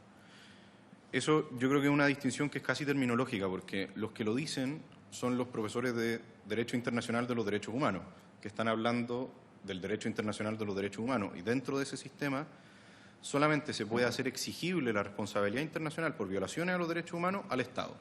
O sea, eso es así. Y no se pretende, con la propuesta mía, ampliar esto ni a las personas jurídicas ni a las personas naturales. O sea, la tesis que yo traté de sostener es que que las violaciones a los derechos humanos que cometen los particulares hacen responsable al Estado por omisión. ¿Me explico? O sea, cuando decimos que el Estado tiene obligación, y eso es lo que se dice, de prevenir las violaciones a los derechos humanos cometidas por los particulares, o sea, ahí está, digamos, es la norma. El Estado tiene la obligación de prevenir, es decir, en realidad dice garantizar, prevenir, investigar y sancionar la violación a los derechos humanos. Por lo tanto, cuando no lo hace el Estado se hace responsable. Pero el hecho de que los particulares puedan cometer violaciones a los derechos humanos en este sentido amplio, en este sentido que es sustantivo y que no es solo del derecho internacional de derechos humanos, no significa que los particulares sean responsables ante tribunales internacionales de violaciones a los derechos humanos. Ante la Corte Penal Internacional quizás sí en ciertos casos, pero eso es otro tema, porque no es derecho internacional de los derechos humanos. Pero sí el Estado puede ser responsable por omisión. Solamente el Estado puede ser responsable porque los Estados son los que son sujetos de derecho internacional y son los que suscriben y ratifican los tratados. Entonces, obviamente una persona que no ha suscrito el tratado y que no es sujeto de derecho internacional no puede ser responsable. Eso estamos de acuerdo. Pero eso no significa que el Estado no pueda ser responsable por omisión de no haber prevenido lo que ciertos particulares hicieron. Si a eso lo llamamos o no violación a los derechos humanos según el derecho internacional de los derechos humanos, me parece que es una cosa casi terminológica. O sea, si uno ve los manuales de derecho constitucional, por ejemplo, la mayoría de los constitucionalistas sí usan el término derechos humanos para referirse a los derechos fundamentales del artículo 19 de la Constitución. Y sí, el recurso de protección sirve para, o sea, se puede también ejercer en contra de un particular que está violando un derecho fundamental, un derecho esencial de la naturaleza humana garantizado por la Constitución. Entonces, a lo que yo veía que es un concepto que es anterior, que tiene distintos mecanismos. Dentro del mecanismo del derecho internacional de los derechos humanos, que es quizá la forma por antonomasia en la que nosotros hablamos de derechos humanos, solo es responsable el Estado. estamos de acuerdo en eso, pero incluso en ese caso el Estado es responsable también por omisión. Entonces eso es algo que hay que tenerlo presente también.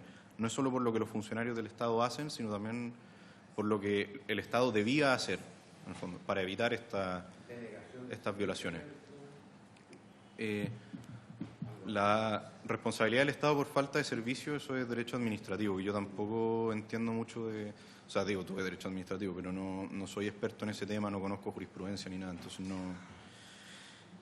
Bueno, pero en el fondo no pretendo participar de esa corriente que quiere hacer responsable a las personas jurídicas, ni tampoco a personas naturales, que es una corriente que yo creo que no existe, sino solo decir que pueden ser responsables los Estados por omisión, que eso sí está en las normas, digamos, internacionales, y que a mí me parece que en este caso, si el Estado no toma las medidas, que todavía puede tomarlas de investigar y sancionar, podría llegar a incurrir en responsabilidad internacional. Sí, yo creo que podría llegar a hacerlo.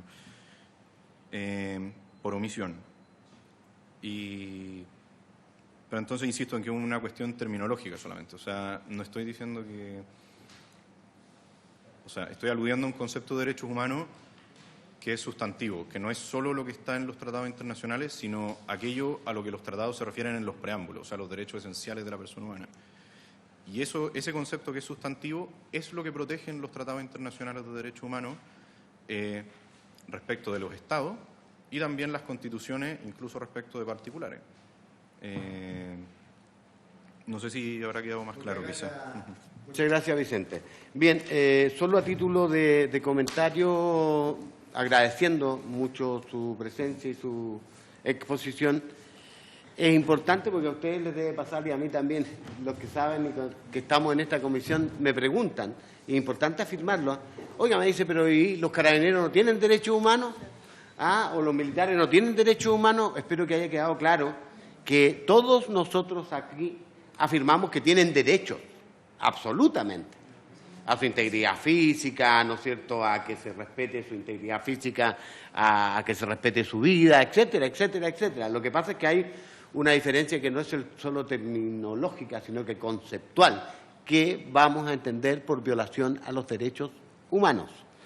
Y, por cierto, que hay aquí derechos conculcados en distintas circunstancias, y lo lamentamos. Pero esta comisión se refiere específicamente, ¿no es cierto?, a la actuación de los organismos del Estado ya durante la vigencia de los estados de emergencia, que si no me equivoco nos lleva a un periodo restringido de 10 días, ¿ya? 10 días. Y eso es lo que debiera contener. Por cierto, como esta frontera es tan difusa y es imposible sustraerse a lo que... porque eso que ocurrió ha tenido consecuencias, etcétera, etcétera, en esta comisión ha estado siempre presente el contexto general, los hechos que han ocurrido, pero nosotros tenemos que limitarnos a informar sobre los hallazgos. Y yo a ese respecto quisiera despedir a nuestros distinguidos invitados, agradecerle una vez más su participación y pedirle a nuestros distinguidos diputados que nos quedamos unos minutitos más, solo para ponernos de acuerdo respecto a cómo proceder en lo relativo a la elaboración del informe, que como ya señalé antes que tú llegabas, Pepe, que tenemos plazo fatal 19 de marzo. Así que, don Pietro, don Vicente, muchísimas gracias.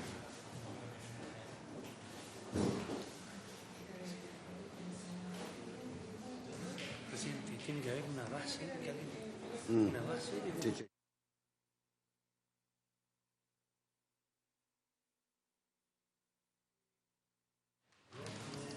Miren, ¿qué dice la experiencia respecto de cómo debe elaborarse un informe de esta naturaleza?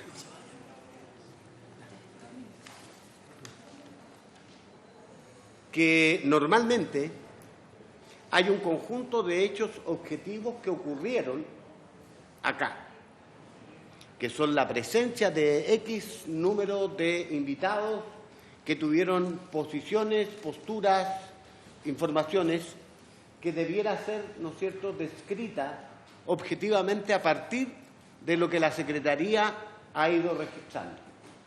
Porque nuestra memoria frágil es difícil que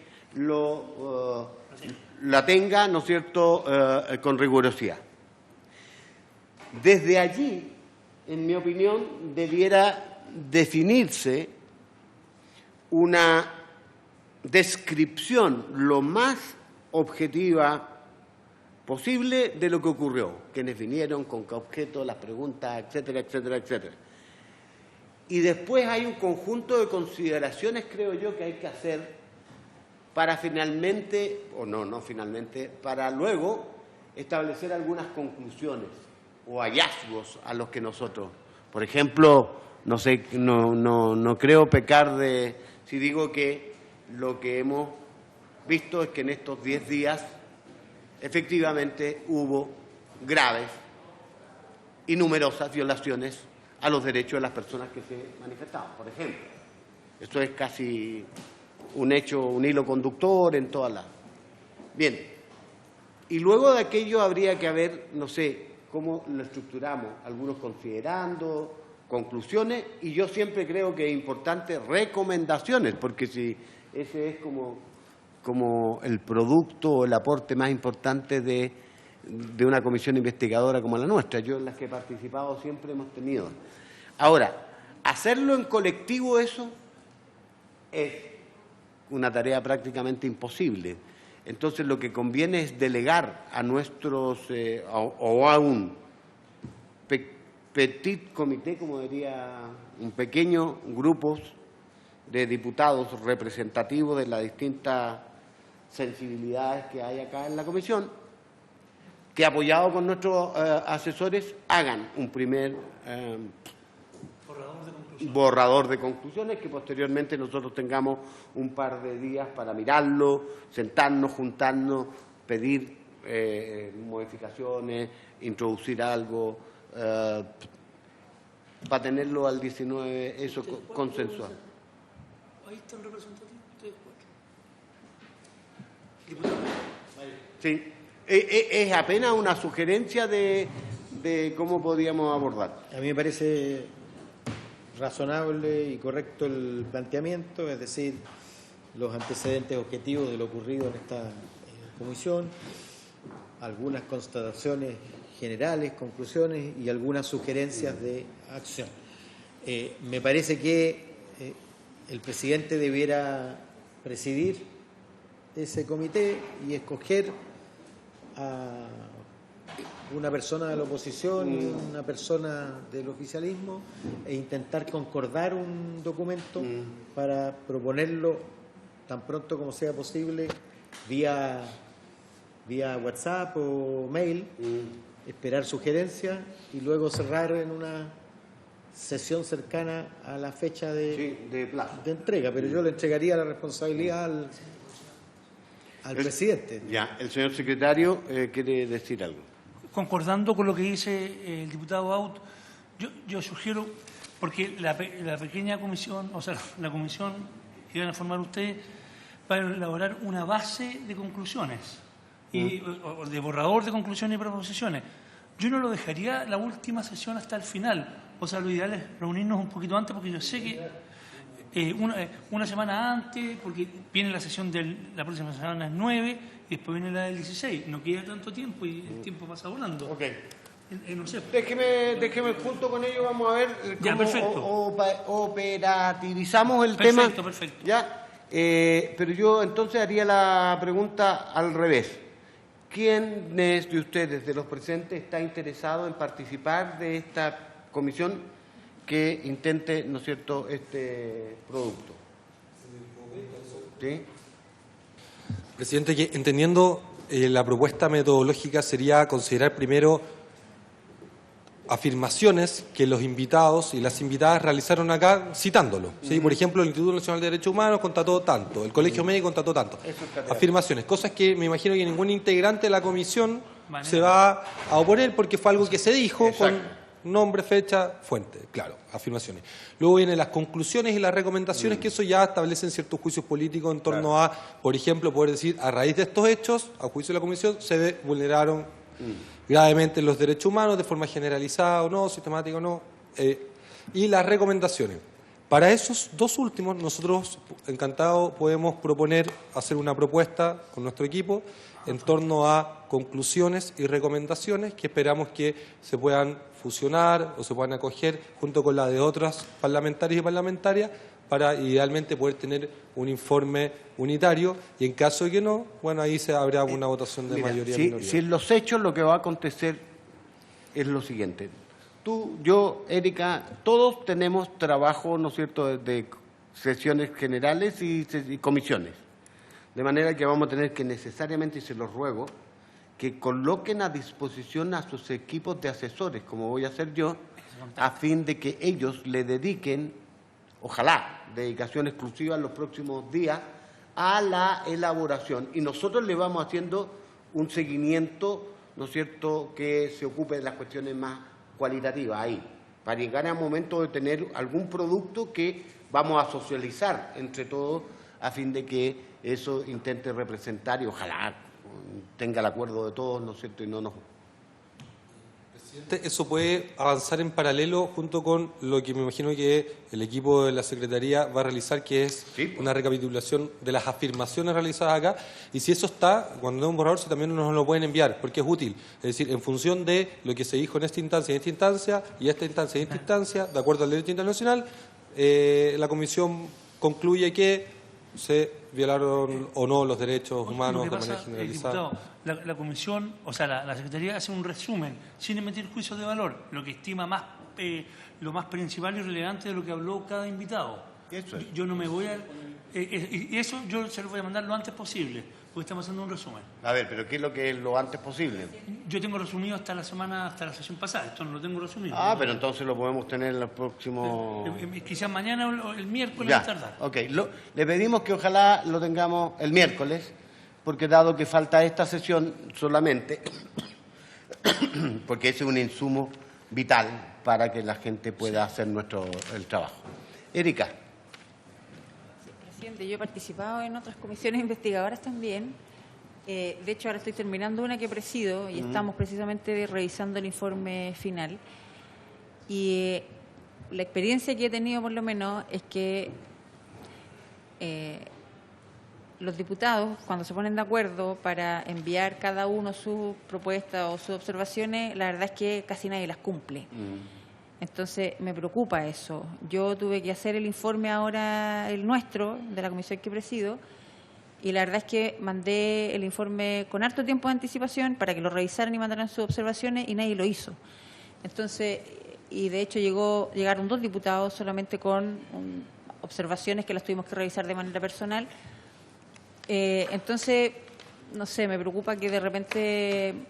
Yo prefiero que el secretario, como hace el resumen de todo lo que ya se habló acá, quizás usted como presidente mandar lo que las conclusiones o las propuestas que usted estima conveniente, y desde ahí nosotros dar nuestros puntos de vista, agregar o decir si estamos de acuerdo o no. Porque de verdad yo la experiencia por lo menos que he tenido en este corto tiempo ha sido que no somos muy buenos para cumplir en ese sentido. Bien. No, yo les mantendré informados. Yo lo que le había preguntado es que si alguien tiene particular interés, y si no, le aseguro que vamos a asumir la tarea y la responsabilidad. Pues el diputado Brito, él va a trabajar conclusiones y recomendaciones. Sí. ¿Y usted también? Vale. Sí. Vale. Ya. Muy bien, así entonces se acuerda, y le quiero anunciar al diputado señor Alessandri que, habiéndose cumplido el objeto de esta sesión, se levanta.